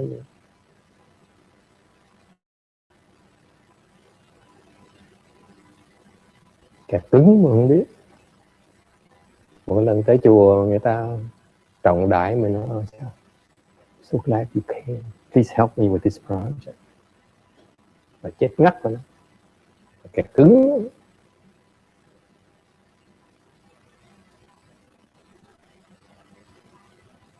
Cái chùa nó ôi ông tới, ôi ông tới quý quá, cảm ơn ông tới chùa. Chúng tôi đang có cái công tác này cần giúp làm tôi dùng cái này được không?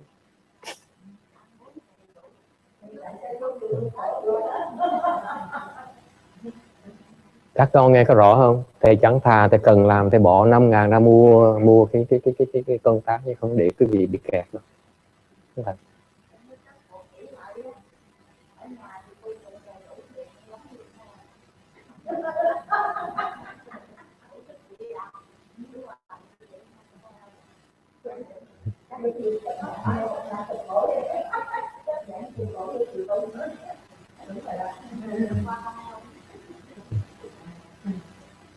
Những cái chuyện mấy thầy mấy coi bậy lắm, nó bậy lắm, mấy cái gì kẹt hết gì vậy, không được. Một bên thầy tuyên truyền cái vị, một bên thì gầm cái vị kẹt, hai cái này đều kẹt đấy.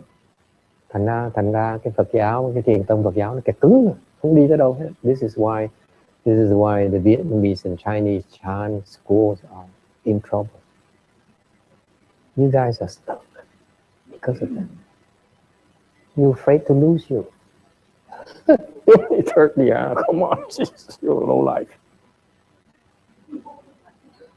Cái gì cái tám thiền là đồ bắt con mất cái thôi, đồ rác rưởi, garbage.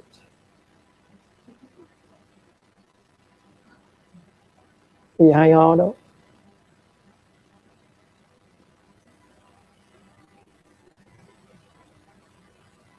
Mang cái bà này vào, ông thầy hòa thượng gì nữa, cái bà này tháng đem vào nhất 3.000 đô la, mẹ mày nó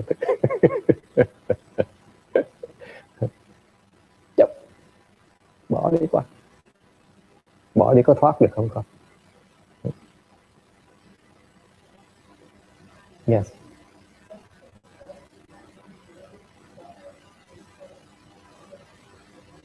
Of course they have illness. They have a lot of illness, particularly mental illness. And stomach problems. And leg problems. And the manic. All kinds of problems. Who doesn't have problems? Come on. Ai mà không bị bệnh?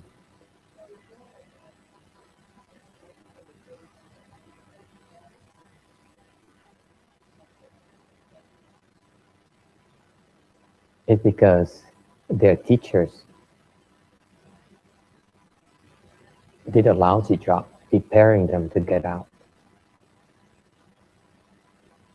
You see, in the Chan school, tôi hỏi tại sao bị kẹt như vậy, tôi nói tại vì người thầy của họ chuẩn bị cho họ không có đàng hoàng. Cái thiền tông chúng tôi biết là mỗi cái trình độ nó có cái kẹt của nó. We know in the Chan school, each level, first dhyana, second dhyana, third dhyana, fourth, 4 cái tứ thiền, 4 cái định, fifth samadhi, sixth samadhi, seventh samadhi, eighth samadhi, they all have the problems. Mỗi trình độ nó có cái kẹt của nó. So we know why you stuck. Thành ông thầy không biết tại sao cái gì kẹt, mà nói cái gì không được, but we cannot tell you. You will not believe us. Cái gì không tin. We cannot. I keep on telling my students, if you know where I'm coming from, I cannot help you. Nếu thầy nói hoài học trò thầy mà không ai hiểu chuyện đó. Nếu quý vị biết á, thầy được phía nào tới để giúp quý vị không thể nào giúp được. Để là giúp quý vị được. The nature of help is that you cannot tell where I'm coming from. That's a requirement. That's why I don't tell you a lot of things. Thành ra muốn giúp quý vị không thể nói quý vị biết trước được. I cannot tell you, for example, tomorrow, okay, I'm gonna give you some phở with spicy food. Okay. Tại Thiện thì nó nói cái cô đại hàng là ngày mai á, tôi sẽ cho cô ăn phở mà phở cay đó nha. Because she will fight me tooth and nail. Cô biết như vậy cô sẽ kiếm cách cô chạy. Tomorrow, you know, she said, "Oh, Master, by the way, today I have my daughter has a special competition, and I need to bring her to the competition." Cái gì sẽ kiếm cách mà né Thiện ngay lập tức. So we cannot tell you how we're gonna do it. Không thể nào nói cái gì biết trước được. Okay.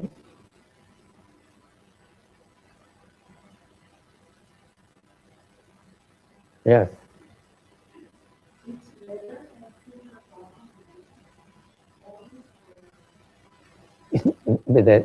Each one has its own complications. The longer you are there, the harder it is for you to get out. She's been there too long. That's why I look 3 months. I look at her. Forget it. I ain't touching you. Ở càng lâu, kẹt càng lâu nó càng khó ra. You're taking roots. It's much harder to pull you out now. Càng ngày nó rễ càng mọc.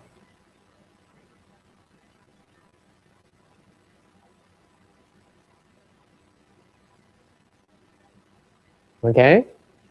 Yes. How do you know? You're asking me, you're asking yourself. Are you asking me, you're asking yourself? You're asking me?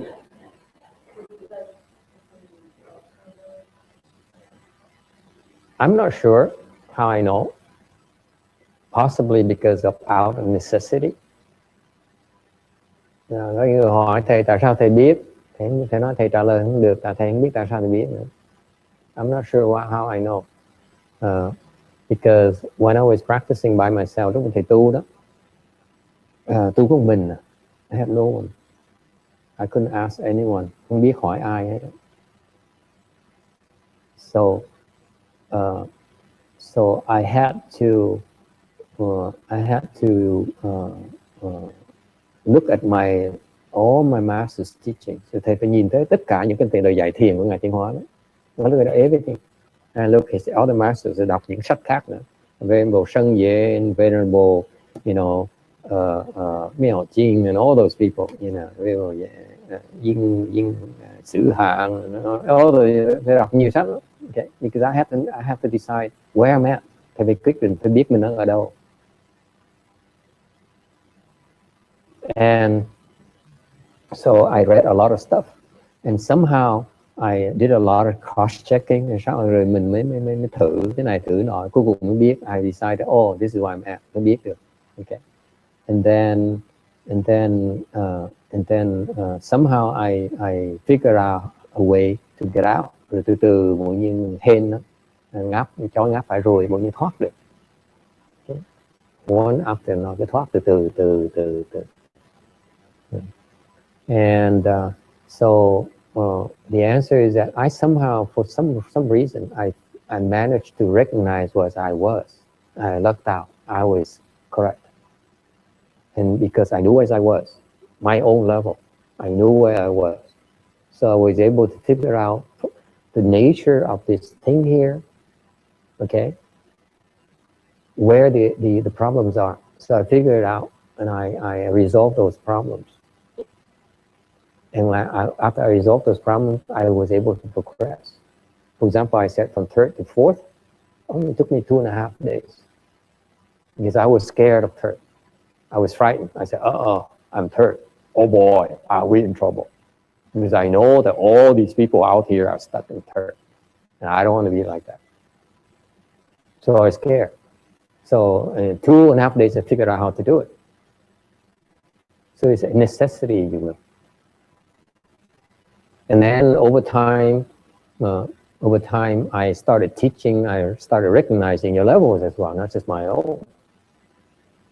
Thì lúc đầu thì nó vấn đề là tự túc, tại vì không có ai dạy hết. Và nó đọc hết biên là sách khác, nghiên cứu đủ sách thiền hết. Quý vị tưởng tượng thì đọc cái sách gì thì cũng đọc hết, không có gì mà không đọc hết. Tiếng Việt, tiếng Anh, tiếng Tàu, cái gì cũng đọc hết, tiếng Pháp cũng đọc. Thì rồi nghiên cứu tự nhiên mình thấy được mình ở chỗ nào rồi mình tìm cách mình biết ở chỗ này như vậy thì sao mà thoát. Bây giờ ngồi mình suy nghĩ sao mà thoát, tại đâu có ai dạy mình đâu, thì ngồi mình tìm cách thoát. Remember, I was by myself on my own, so I had to figure out a way to get out myself, escape prison. Thì may mắn thoát được rồi.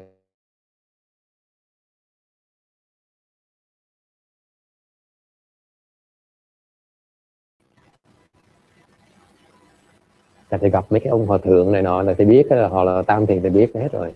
Thành ra mình sợ như bị như người ta mấy chục năm trời, bao nhiêu kiếp chỉ làm việc chừng nữa con. Đại hòa thượng đấy con, lớn lắm, ma rồi quỷ rồi nó biết hết, biết tiếng cái là thượng hết. Tại nó ông tự biết nó biết tu cả đạo đức. Thành ra cái người mà làm hòa thượng nhiều kiếp như vậy là đạo cao đức trọng, gì đó cái đạo đức là cao lắm, tụi quỷ thần nó biết hết, nên nó ủng hộ. Nhưng đều nó ủng hộ cái việc gì vẫn kẹt ở tam thiền thoát không được. Nhiệm vụ từ nó đâu phải để giúp cái vị tiến bộ đâu, nó chỉ ủng hộ nó tạo phước cho tôi thôi. Thì thầy may mắn thầy thoát được, xong thầy suy nghĩ tại sao mình thoát được bây giờ. Mình thoát được rồi thì bắt đầu suy nghĩ làm sao thoát tiếp thoát được từ như vậy. Hên may mắn được, thế xong bắt đầu dạy rồi thì nó mới sai thầy dạy thì bắt đầu suy nghĩ nhỏ cái nó kẹt, đúng rồi chỗ đó, đúng rồi nó bị kẹt. Thì lúc trước mình làm như vậy mình thoát được, thì nó làm sao mình giúp nó thoát bây giờ. So I started look at people, my students, I said one or two of them, I said, oh wow, you stuck there. How am I gonna get out? What did I do to get out? And there's no way I work for him, does it? Nên mỗi người nó mỗi khác, mình suy nghĩ cách khác. And my Chan classes, I help a lot of people because I was curious. Hồi đó thầy dạy thiền, thầy tò mò. Thầy muốn biết làm sao mà mình giúp người ta từ không định cho tới sơ thiền. Sơ thiền là gì? Thì I was curious. How can I help people to go from zero to first dhyana, and then to second, to third, to fourth? Okay? And từ bò lên như vậy. And I taught enough people that I began to understand the process. Từ thầy dạy đủ 10 năm thầy tự động thấy same pattern. And then that's how I could see that the externalist, cái ông đạo giáo, thầy thấy ông nó thoát không được, thì biết trước luôn nữa. Tại thấy cái bệnh nó chữa không được. So for example, the Taoist, the guy who stepped on third, I knew it cannot be fixed because his co-cultivator is hurting him. I cannot say that. Thầy biết chữa không được tại vì cái người mà ông tin tưởng nhất là cái người đang hại ông. Mình nói không được. Nó bắn mình sao? He trusts that person the most. How am I to tell him that he's hurting you? Đâu có dám đâu. Thành im lại. Mình nói nên làm như vậy thôi. Và cuối cùng khi mà tới làm đúng như vậy, ông sẽ phá. So I knew when I gave the instructions, this guy, he trusts so much to stop him. Thành biết làm không được, vì vậy biết trước rồi mà chịu thôi. So I knew that he cannot do it because of that reason. Not because my method is wrong. Không phải tại cái phương pháp thầy nó sai, mà tại vì nó bị chặn lại. Because he stopped. Yes.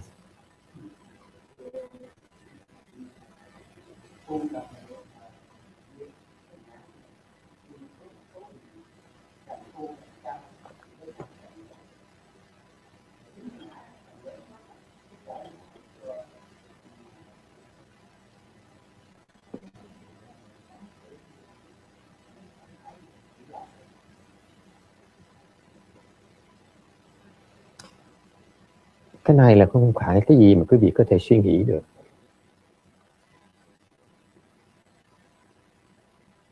It's not something you can understand.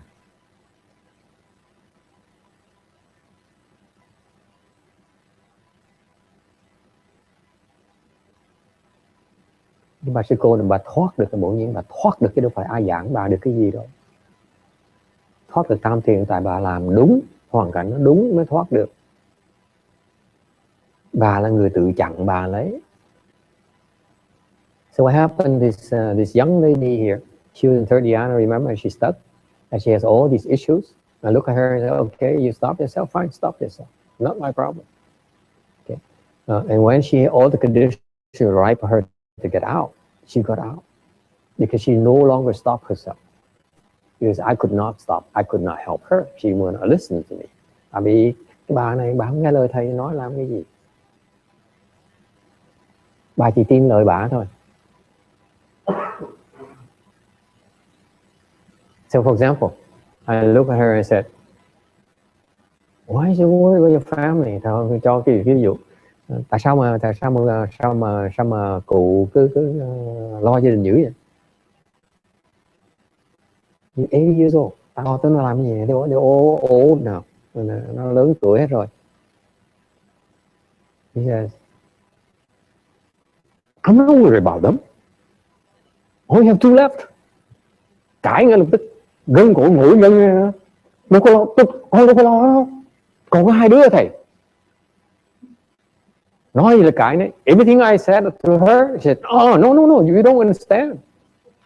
Thầy nói gì là đều thầy đâu có hiểu đâu. Any have met anyone like that? Có ai gặp những người như vậy chưa?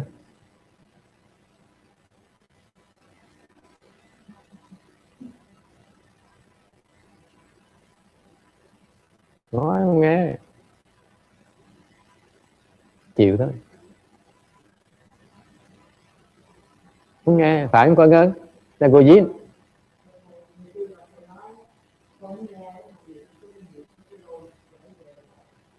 Như thế cô Duyên admits, she said, I would like to believe you, master, or I like to follow instructions, but I can't. Con thoát được những cái cảnh giới tam thiền, tứ thiền rồi, con tới được cái vô sắc giới định rồi. Đâu có nói đâu, vẫn tới được, đúng không? Yeah, I told her that she's in the formless realm samadhis.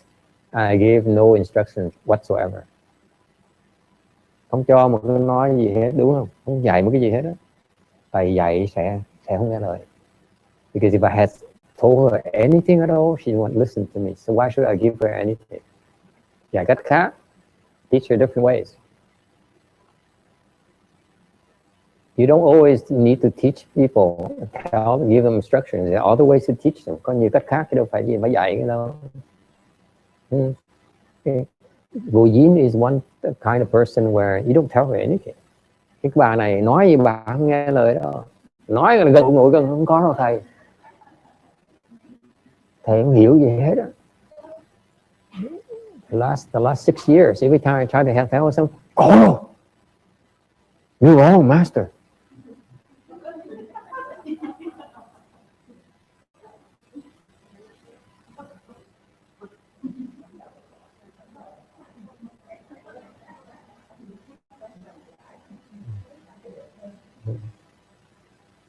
And she's not only that, không phải như vậy không, she has an overall master plan already. Đã không như vậy rồi còn có cái kế hoạch đàng hoàng nữa. She comes to the temple and cooks on Saturday morning, sáng thứ bảy mà tới nấu ăn như vậy, because she has a plan already. Tới đó có mục tiêu đàng hoàng. She's planned to teach me something. Bà muốn dạy thầy cái gì đó. Phải không Quang Ngân?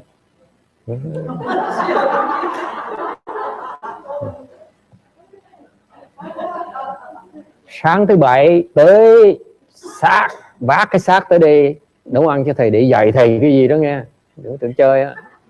I remind you, I know the last 6 years, every single Saturday morning, she gets up in the morning and tells her son to drive her here and go and get the groceries and cook because she plans to teach me something.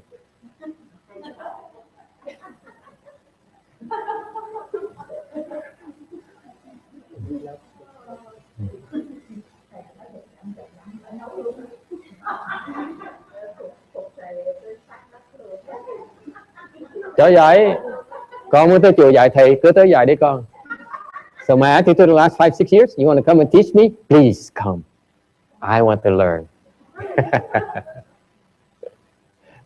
Bỏ kiếp nhảy móng tay nhọn con ơi. Đừng có hỗn. Bây giờ thầy mới lộ ra cho biết. Đồ quỷ. Mưu toan đủ thứ. This is all you guys are so icky. Cái bị gớm dễ sợ. Chừng đó phải rồi đi dạy ông thầy.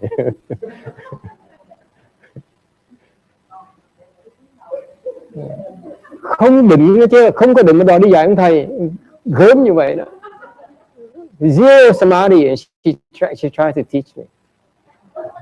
I teach Chan. Mỗi sáng thứ bảy ông thầy đi dạy thiền. She comes to plan to teach me. Gớm như vậy luôn. This is disgusting.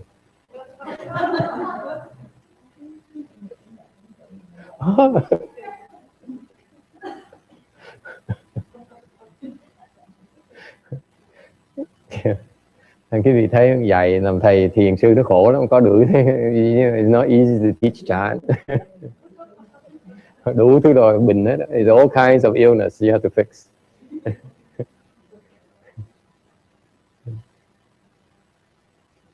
Thành cái bệnh của bà già này còn nhẹ cái bệnh bà này nhiều. So her problem is a lot lighter than his problem.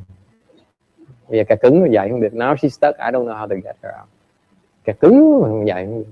I know she's stuck. I cannot get her out. Maybe I send her to TTTB. Chắc phải gửi bà đi nhập cái thiền thất ở Vạn Vật Thành. Đi nhập thất. The latest project she has, she plans to go into a 3-year retreat and I will take care of her. Giờ kế hoạch bà là bà sẽ nhập thất 3 năm để thầy lo cho bà. Đủ kế hoạch. She has all kinds of plans for the future, for the temple already. Cái gì bao nhiêu kế hoạch trong tương lai bà nắm trong tay hết rồi đó.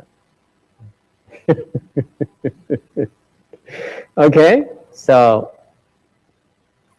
any other questions? Ai thắc mắc gì không? Nó fascinating, cái việc thấy tu nó vui dễ sợ. It's fascinating. You have to be humble. Cái việc biết khiêm tốn. Cứ nghĩ là con biết rồi là con chết rồi con. You think you know, you figure it out, you're in big trouble. Khi nào phải khiêm tốn? All time you have to be humble. I don't care how old you are. Già trẻ không có khác bệnh, cái gì cũng the same. This illness here afflicts all of you the same way. Doesn't matter what age you are. Okay. Tuổi tác không quan trọng. How much money you have doesn't matter. How much education you have doesn't matter. Tuổi tác, học thức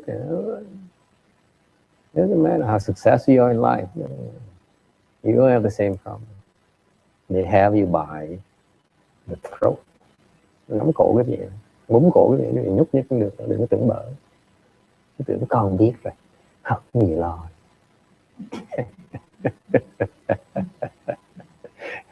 Cứng đầu. Ngày xưa, see in China, in my lineage, I would beat the heck out of you. Bên Tàu, ngày xưa, cái đồng ngâm tế của mình ta đánh mọi người rồi. I would beat all of you. Tắt tay luôn. I will slap you. I will beat all of you. Đây làm được. Đây, I hear you assume. And đây chỉ còn quy ngưỡng. Now we only have Lin Anihai Wei Yang to help you out. Thành cái dòng mình là có 2 dòng máu như vậy. That's why our Chan school has 2 lineages, two bloodlines for that reason. You see, for you lay people is Wei Yang. Người tại gia là quy ngưỡng, xuất gia là lâm tế. Đánh cho tụi bay xây xong mặt mày rồi. Love for people is Lin Ji. We beat the heck out of you. You want to quit? Quit. Yes.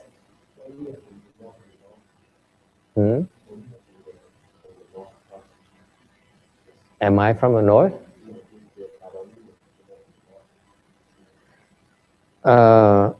It's I'm not sure north or south, but it's the tradition of the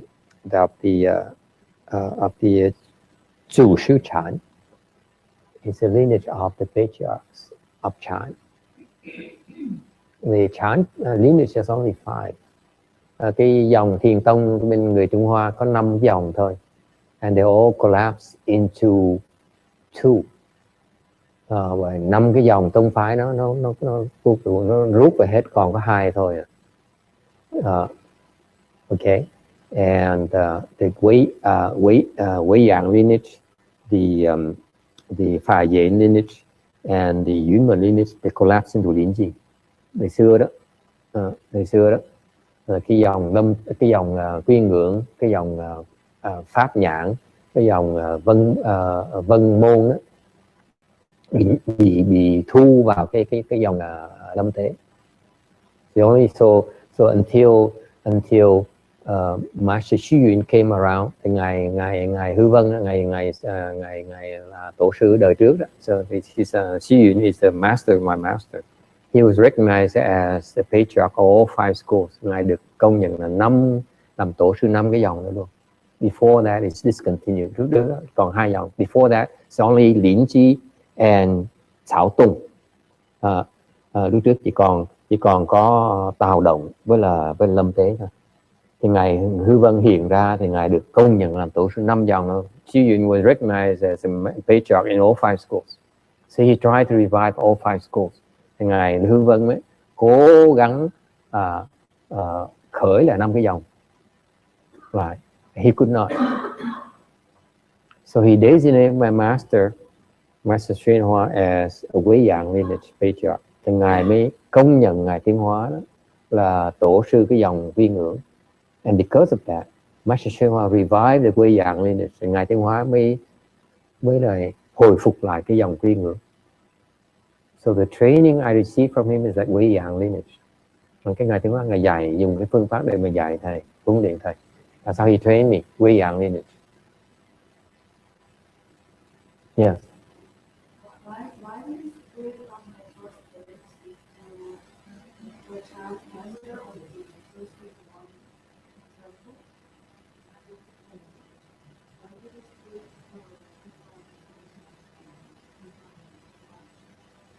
Because it's better with the certain types of students. For example, my love from people disciple, it's faster for me to train them by using the Lin Ji lineage of training. Okay, that's why they progress a lot faster than you. In 1 year's time, this guy surpassed a lot of monks and nuns. That's why I can send him out. I have no time. He's too old. So it's appropriate depending on the circumstances on the Dharma vessels. But the Lin Ji lineage training is not appropriate for you. Okay, especially you Westerners. You're gonna sue us. Okay. So mỗi cái dòng mỗi dòng nó khác, cách huấn luyện nó khác. Lâm Tế thì chúng tôi dùng Lâm Tế để dạy người xuất gia thì tại vì nó lẹ hơn. Thầy mấy cô tiến bộ rất là lẹ. Tại cái dòng nó có cách huấn luyện của họ.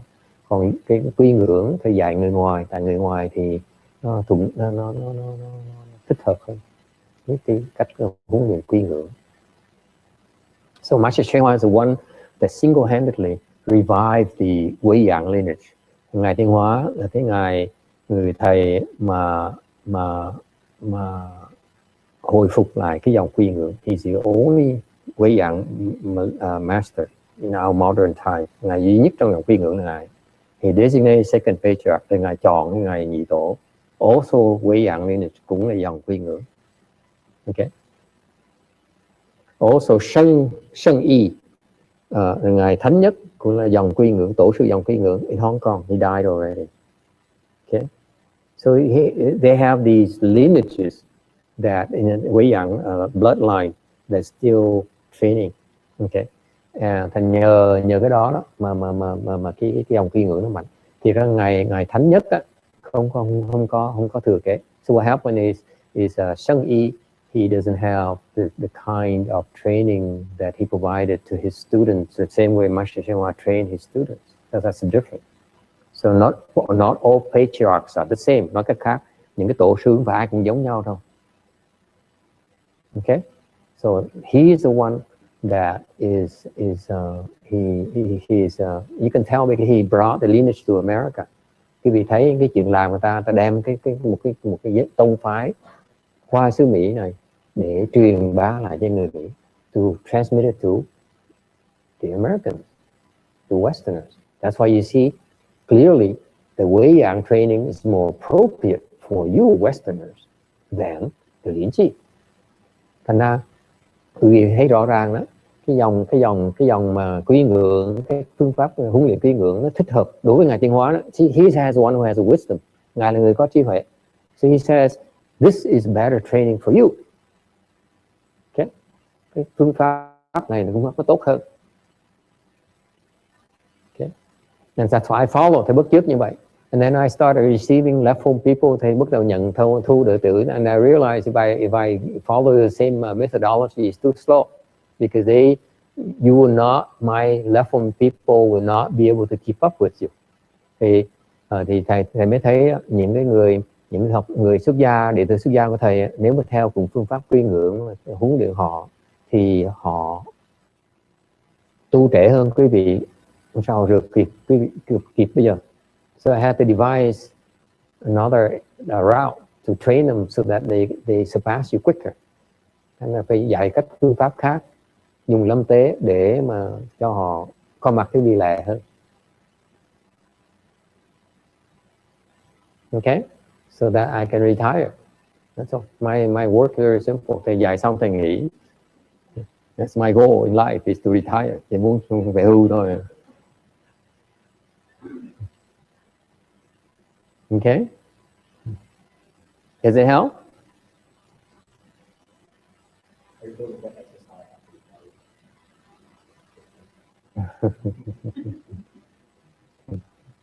Not much.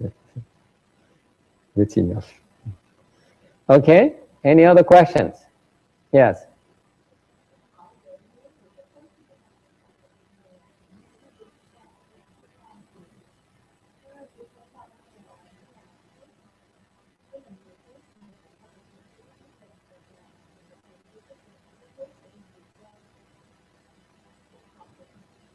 So what do you do to get out? Then what does it take? This is where the Chan school is a test of your Chan blessings. Cái đó là cho quý vị thấy cái phước báo của cái thiền tông của quý vị. The best way to get out of it is to have a good no advisor. Cách mà tốt nhất là có vị thiền trí thức. Because he knows what's stopping you, how you stopping you. Cái người thiền trí thức người ta biết, ta nhìn cái vị ta biết cái vị nó bị kẹt chỗ nào, làm sao gỡ. Okay. It's not that they're not willing to teach you. Không phải họ không muốn dạy cái gì đâu. All the Chan teachers I know, they're very kind. They want to teach you. Ai cũng muốn dạy cái gì hết. Problem is that you're not willing to listen. Vấn đề là cái vị không muốn nghe lời. We tell you, cross your legs. Con ngồi kiết già đi con. No, hurts too much. Đau thầy. It's good for you. Làm nổi thầy. I can't do it, master. You don't listen. Dạy cái gì nghe lời. How many times you think we're going to keep on trying? Cái vị nghĩ ông thầy kiên nhẫn đến chừng nào? Hả con Ngân? Nói không nghe thì nói làm gì? Kệ cho nó bơi. So that's the problem. Yeah. One of the requirements for you to have a good no advisor is that you have to obey the instructions. Cái điều kiện khi muốn có được thiền trí thức là phải nghe lời làm. If we tell you something, even instructions, you do all these things, you don't know how blessed you are. Cái vị không biết cái vị phước báo chừng nào luôn. Okay? Because let me tell you, I had to figure out everything myself. Lúc đó thầy tu là thầy phải tự ngồi suy nghĩ đấy. Không hỏi ai được. I could not ask anyone. Okay. And I was lucky because I went through a Chan Chi. Thầy hên lắm mà thầy gặp cái ngày tiến hóa, xong rồi ngày tham dự cái thiền thất này. So I knew how the patriarchs trained their students. Even though I didn't understand it, I followed the same thing. My attitude is, if they can do it, so can I. I couldn't ask anyone. So I kept at it until I managed to do it. Trước thầy hỏi không được. Mình biết ông tổ sư ông dạy như vậy là có cái lý do ông dạy. Không hỏi ai được thì mình cứ làm. Chừng nào mình làm được thì mình sẽ hiểu tại sao gì đâu. Cần gì phải lo. So if you don't understand right now, and you keep at it, you cannot sit for 2 hours. You cannot sit for 3 hours. You can sit for 5 hours. Keep at it. When you able to sit for 5 hours, you say, oh, that's why you can sit 5 hours. That's why you can sit for 8 hours. Giảng gì như vậy, that's all it takes. You have to do it.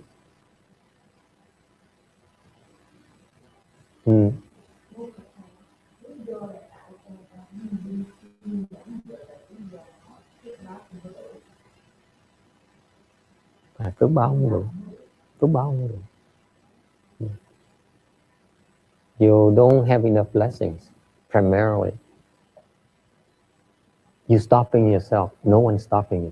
Cái vị từ chặn mình lấy. Ví dụ, for example, you stuck in third địa, bị kẹt tam thiền.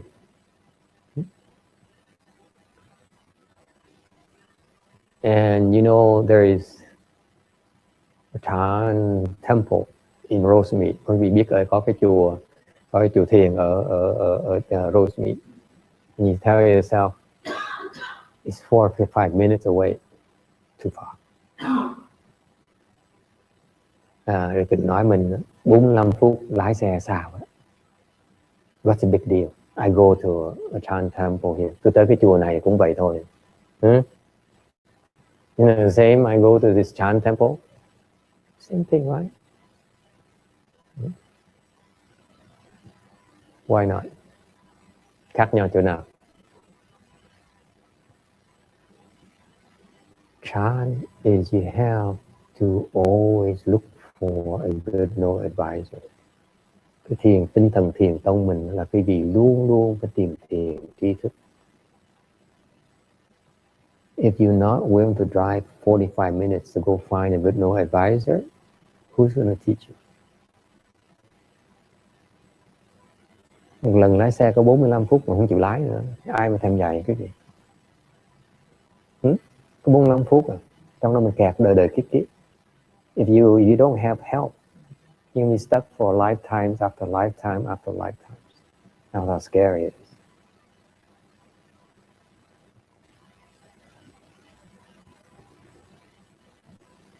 So you stop yourself. Tự cản mình đấy. Sao? Cái gì đâu?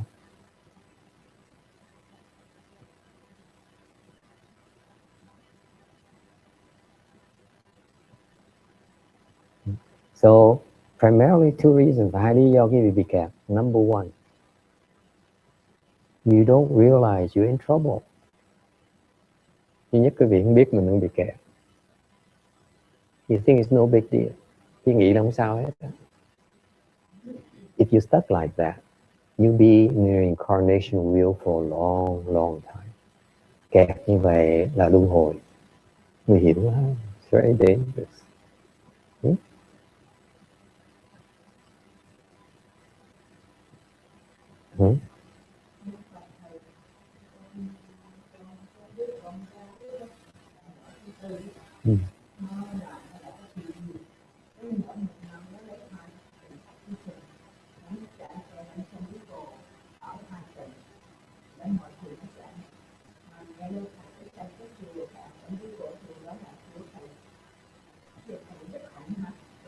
Bạn Hạnh.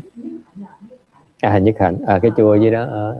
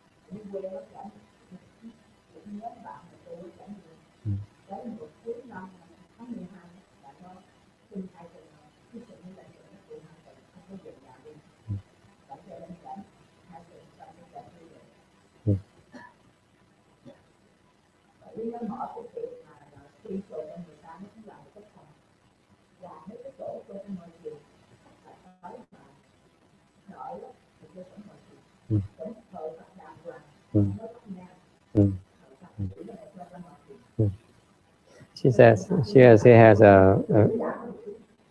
daughter does facials, and every year she spends 2 weeks vacation to go to the San Diego way place of Master Thich Nhat Hanh to meditate for 2 weeks straight, and she likes it every single year without fail. And so she told her daughter, "Why don't you go to my temple in Rosemead?" And the daughter looked at her and said, "Oh well, the conditions are not right yet." Because I don't know about your Chan training. My Chan training is that I fear being stuck. Thầy không biết cái vị được dạy thiền sao nhé. All I know, I learned from after looking at my master's teaching. Sau khi thầy biết cái pháp là tiến hóa rồi, thầy rất sợ bị kẹt. I am afraid to be stuck. So I have this drive to progress. And thầy luôn luôn muốn tiến bộ. Okay? I don't want to be stuck. Thầy không muốn bị kẹt. Apparently her daughter doesn't feel the same way. Thì cái cô này, con cô Tân Hương chắc là cái thái độ khác. Họ nghĩ là mình thiền 2 năm là sướng rồi, vui vẻ cái gì đâu mà. Cái nhu cầu nó khác. So the needs are different. My needs are very personal. I am bored being stuck. I'm bored being stuck. Thầy cái thái độ thầy sợ bị kẹt. Thầy khi mà không tiến bộ thầy nhàm lắm. I get bored easily. That's my weakness. That's why I don't want to be stuck. And thầy không muốn bị kẹt. Okay? So that's the first thing. You don't realize you're in trouble. Thứ nhất là cái vị không nghĩ là mình đang bị kẹt. Thành không sao hết, kệ sao đâu. What's the hurry, right? Okay. Number 2. Thứ nhì. Another reason is that you don't appreciate being taught. Bởi vì không hiểu cái sự quan trọng của được dạy. Làm sao mà thầy dạy cho con được hết á, ngồi trong 10 năm trời tất cả những khó khăn của mấy cái thiền định bây giờ dạy không kịp, không đủ thì giờ mà dạy. It's not possible for me to teach you. The problem with the 8-level samadhis in 10 years time is not possible.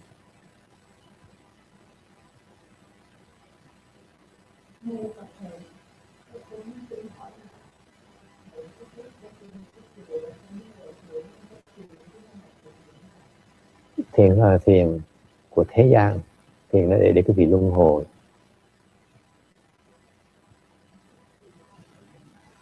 Thiền để mà đi tiếp tục trong luân hồi. So she said, what is this kind of chant they practice? The chant they practice is a chant that brings you back to the reincarnation way.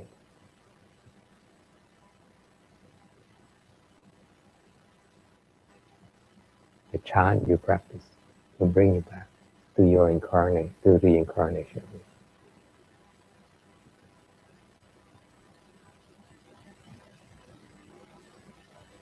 So all the money is poured in order to encourage the so many of you to stay in an incarnation of you. That's why we have so much money. So that more people get stuck in reincarnation and not get out. Whose work do you think it is?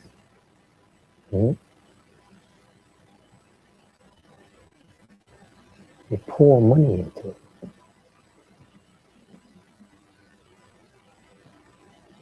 Những cái chuyện làm đó là họ khuyến khích cái vị ở trong cái vòng luân hồi này.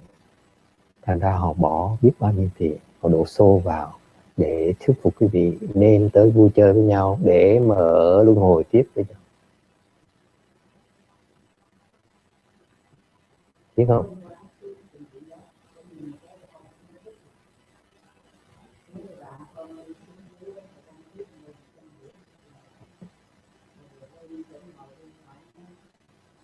It's clear. When people teach you, okay, is it to help you get out of their wheel, or is it going to be to reinforce how great you feel about yourself? That's reincarnation will. Do you hear me? Learn meditation. And they said, "It's so wonderful. You are so wonderful." Okay? They're encouraging you to be stuck. You cannot free yourself unless you are not satisfied with the status quo. You agree? If you're happy with what you have, what you accomplished so far, you are stuck. You are in the vicious cycle of being so satisfied with yourself. Cái vị tu phải nghe cho rõ. Mình học cái pháp để mình thấy sung sướng, thoải mái mà tiếp tục đi con đường của mình, là mình muốn bất mãn, mình thoát ra cái đó. This woman here, her teaching, she doesn't give a damn about Mahayana. Cái bà thân hương, bà đâu cần biết mà Phật pháp là cái gì đâu, bà cần biết. Careless. You have no idea. Buddha, yes, I believe you. Dharma, I believe you. Sangha, I believe you. But leave me alone. Okay. How are you going to help her? How giúp bà bây giờ? Okay. People are like that. You want to feel good about your meditation, fine. He doesn't teach you. Okay. But the only way to help her is bring her to the Pure Land. Cách duy nhất mà cứu bà được á, dẫn qua Tây Phương Cực Lạc thôi. Đạo muốn nghe gì khác. She doesn't want to listen to anything else. Chan has to be wide enough to do that. Cái thiền nó phải đủ rộng như vậy để giúp những người như vậy luôn. That's Chan. That's American Chan. Đó là thiền tông của nước Mỹ này. We're not stuck on Huệ Giảng, we're not stuck on Điển Chi, we're not stuck on anything. Cái thiền tông xứ Mỹ này đó. Okay? Không kẹt cái gì hết đó. We do whatever it takes to bring you out of this mess you're in and you like it so much. If you want to.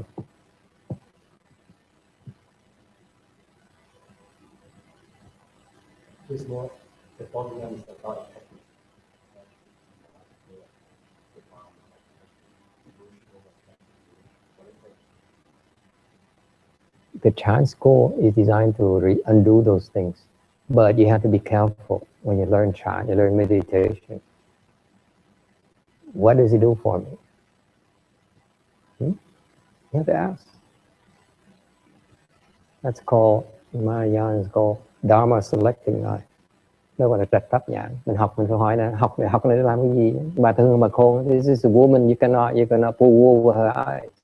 He says, you sound good, master. I like the temple, I like everything, but I want to go. Okay, bạn là khôn đó mà nói tôi không cần biết làm gì làm, tôi muốn thoát thôi. So I said, okay, pure. Never mind about Chan. Không cần thiền. Muốn tới thiền chơi, không tới mình đi vãng sanh thôi. That's smart. That's Chan. In the old time, thời xưa đó, okay, there are many people who practice Chan, they will become enlightened. Họ rất nhiều người đắc được giác ngộ tại nhờ phương pháp thiền tông này. But nowadays it's not true anymore. Most of you will fail. Tất cả mọi người, đại đa số quý vị đều không giác ngộ nổi đâu. Not this lifetime. Not this lifetime.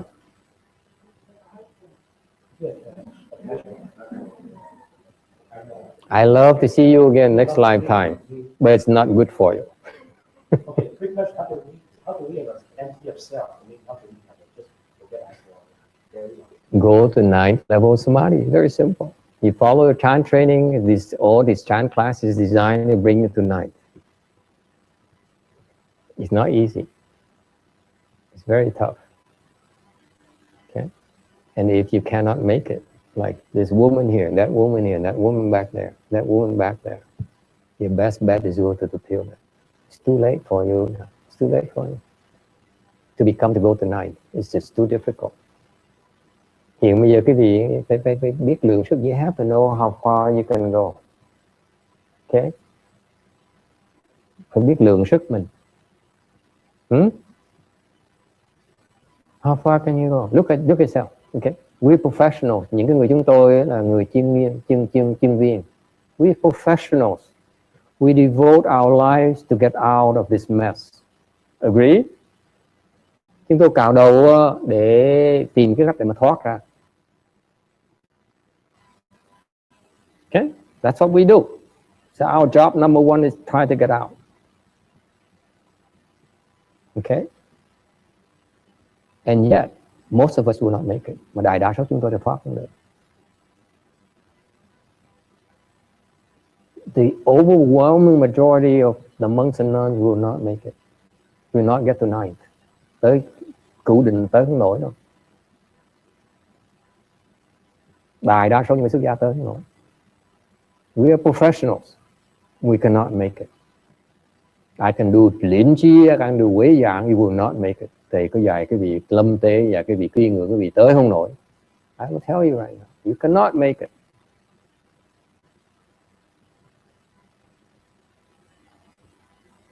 Okay?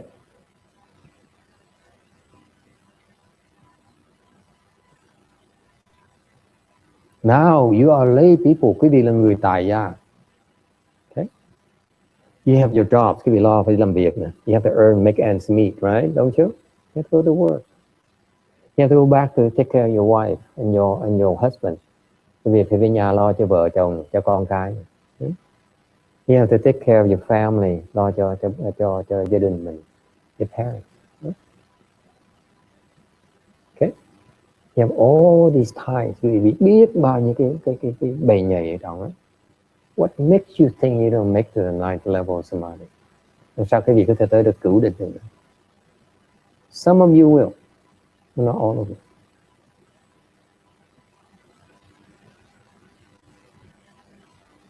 When I talk like that, no one wants to listen. Nói như vậy không ai muốn nghe hết á. Oh, Master, you're so pessimistic.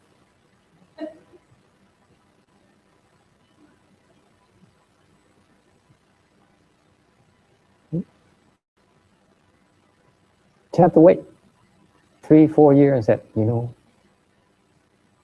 what's the bliss feel like for you? And they still don't believe me. Thầy phải đợi 3-4 năm thì mới nói này con à. Tây phương cực lạc con ơi, vẫn chưa tin như thế. I have time.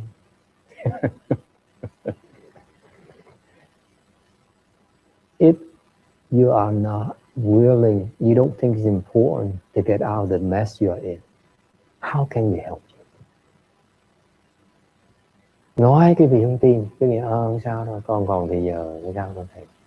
Làm sao mà giúp cái gì?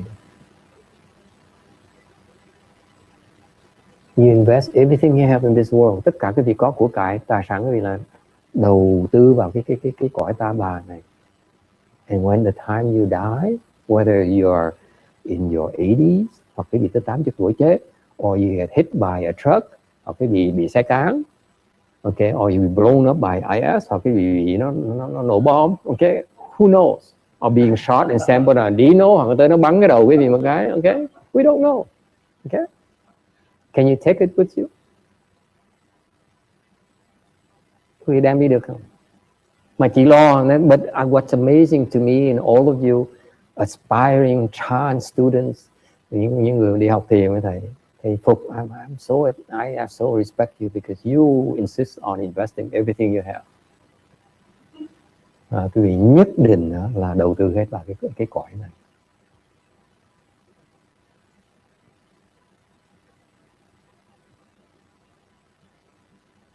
And you feel insulted when I tell you you won't make it tonight.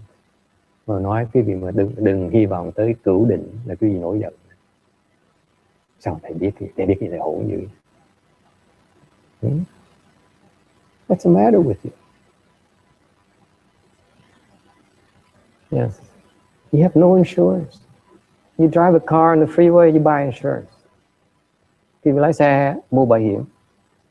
You buy a house, you buy fire insurance. Mua nhà thì mua bảo hiểm lửa. Right? And yet you refuse to buy insurance for your reincarnation. Ngược lại cái việc không chịu mua bảo hiểm để thoát cái luân hồi này. Something wrong with you. Something wrong with the way you taught Buddhism. Seriously. Thầy thấy cái chuyện cái việc học Phật pháp nó có thì thiếu thốn một tí xíu. Buddhism, the real purpose of me teaching you this is to help you get out. That's my job number one. Việc thầy dạy cái gì ngày hôm nay, last 10 years, the same mission. Get out. Okay? Get out is not good for you. This place is dangerous. Cái chỗ nó rất nguy hiểm. Okay? Get out. And yet no one listens. I don't care if you do it through chant or through tantras or through whatever. It doesn't matter. Just get out. Thế đâu cần biết cái việc phải cần thiền hoặc là phải cần tịnh độ hay là cần mật tông hay là cần giáo hay là cần luật này đó. Không cần biết. Just get out. Make sure you get out. Because you will not be able to counter Mahayana if you miss this boat. Cứ đi mà lỡ chuyến đò này á, khó lắm nha. Kiếm ra được đâu. I assure you, it's so difficult for you to find. You know, you didn't hear about his name until I sit here and talk to you all these years. Remember? Có ai biết tên Ngài Thanh Hóa? Anyone knew about Master Shu Ha before I started telling you about him? Raise your hands. 1, 2, 3. The rest of you, 4. The rest of you are in trouble. If you met him, your chances to get out are much higher than you met me. Sự thật nói cái gì biết không? Cái gì mà gặp Ngài Thanh Hóa thoát cái luân hồi nó dễ hơn là gặp thầy. So your chances are getting worse and worse every year, every day. Càng ngày nó càng. Isn't that sad? And no one's worried. Không ai lo gì hết á. I'm worried about my stomach. Who cares about your stomach? Get out. Đau kệ đó, chết kệ nó, mình lo mình thoát cái đã. What's the matter with you? I don't get it. Biết thiền định làm thì mốc cái gì? Why do you bother with 9 samadhis? Kệ, mình chỉ cần thoát cái đã. I'm very American. Okay, I may not look it, but I'm very Americanized. I learned it because there's a rule. I know it's dangerous. I know it's not a fun place. I want to get out. So I want to give everything I have to get out. But you don't think like that, do you? Yes.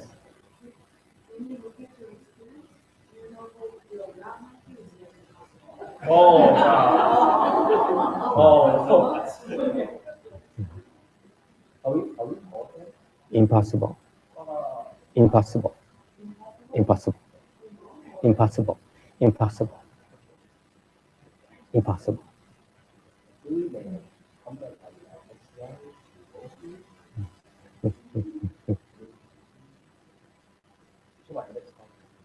So the point here is that the most important for tonight's lecture, and I'm sorry I keep you so long. Càng tối này thì xin lỗi quý vị đã ngồi hơi lâu một tí. Ask yourself, what do I need to get out? Hỏi thử, tôi cần làm cái gì để mà thoát? Cái đó là học quan trọng nha. That's the most important point I'm making tonight. What am I doing to make sure I get out? I can get out. Because that's what Mahayana is about. That's not beyond Chan. Chan is not beyond that. Cái thiền tông này không ngoài cái mục tiêu đó, thưa quý vị. Yes. Any other questions? Yes. 11 o'clock.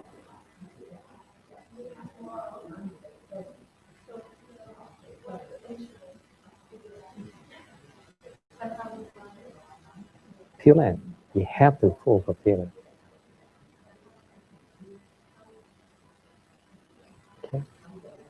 You have to look into. You have to look. You have to look into Pure Land. To Pure Land is basically Shakyamuni Buddha's.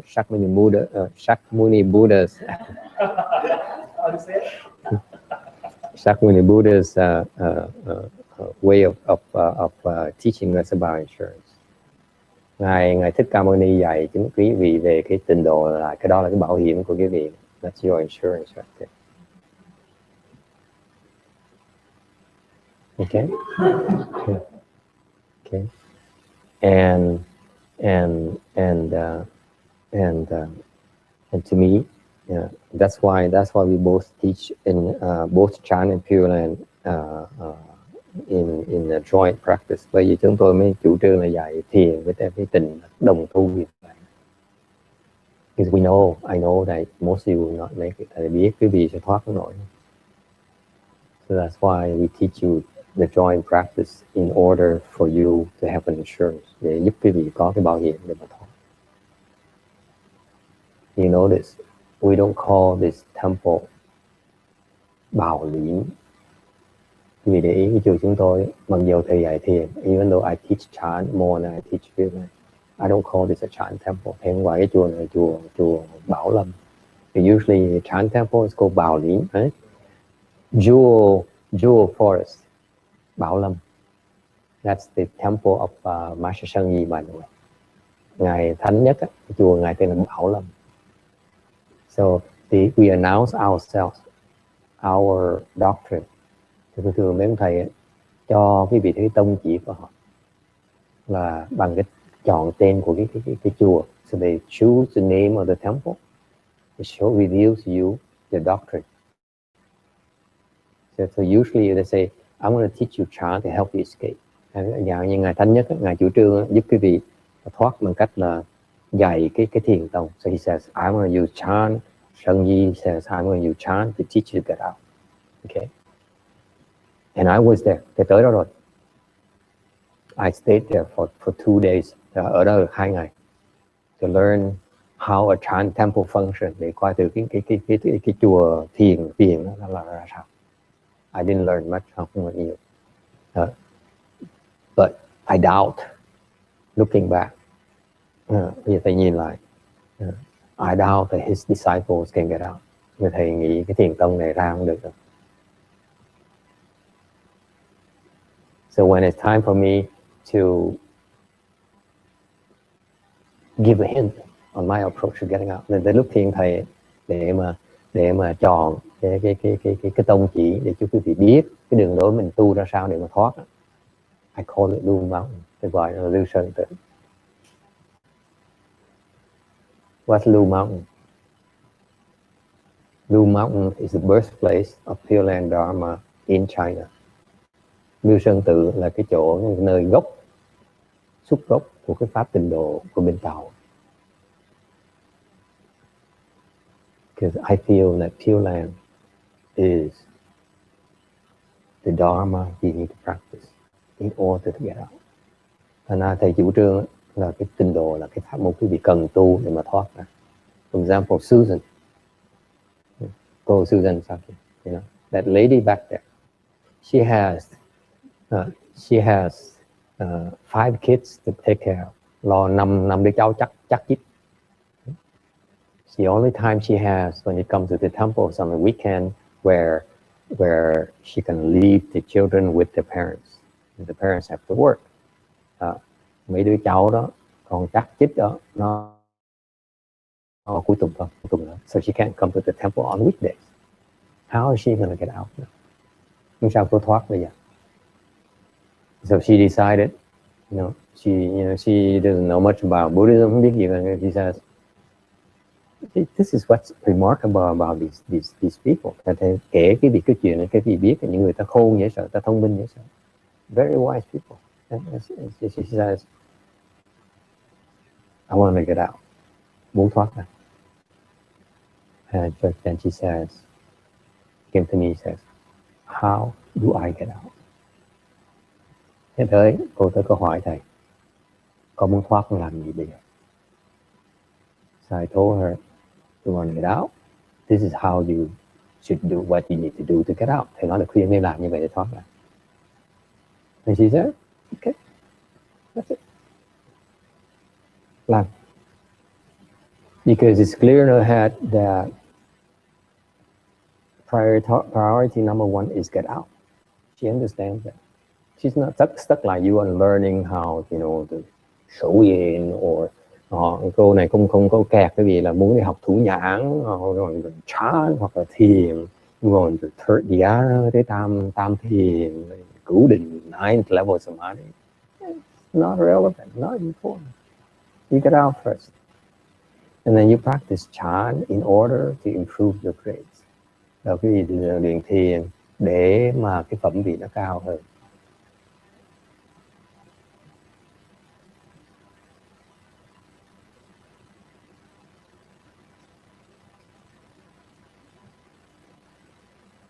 Yeah. And that's what she has to understand. That's one of the ideas. She refuses to sit. Okay. Nói thôi, nghe lời. They talk all I want, but they don't listen. 5 năm trời, không có đâu. Không gấp gì hết. 5 years, I teach her. Just get out. No hurry.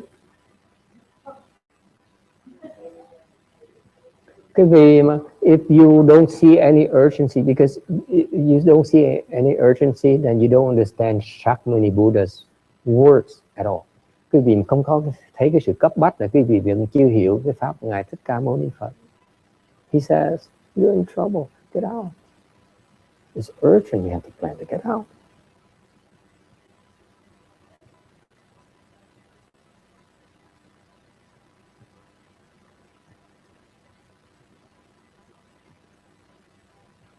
Okay? See, look at my 2 road warriors, they're both asleep. Hai cái người này ngủ gà, ngủ gật, ngủ gật, ngủ gà. That's chan right there. Đó là thiền. It's too bad we don't have a chance to listen to them. Tối nay nói nhiều quá, thành không có thời giờ nghe họ nói. Because anyway, so another time, I'm sorry, I'm too late. Tối nay hơi trễ, tí xin lỗi quý vị. Go home, get some rest, get ready for work tomorrow. Mai phải đi làm việc. Thank you for coming. See you next time. That burning desire, I need to remind you. The burning desire, get out. Figure out a way to get out and don't stop. Don't stop. Keep on figuring out a better way and better way and better way because it's that important. Thế vậy là nhất định thoát ra và tìm cách thoát nó hữu hiệu hơn nữa chứ đừng có thỏa mãn. Okay. Còn tôi cần làm gì hơn nữa không? What else do I need to do? What else do I need to do? What else do I need to do? That's what's there.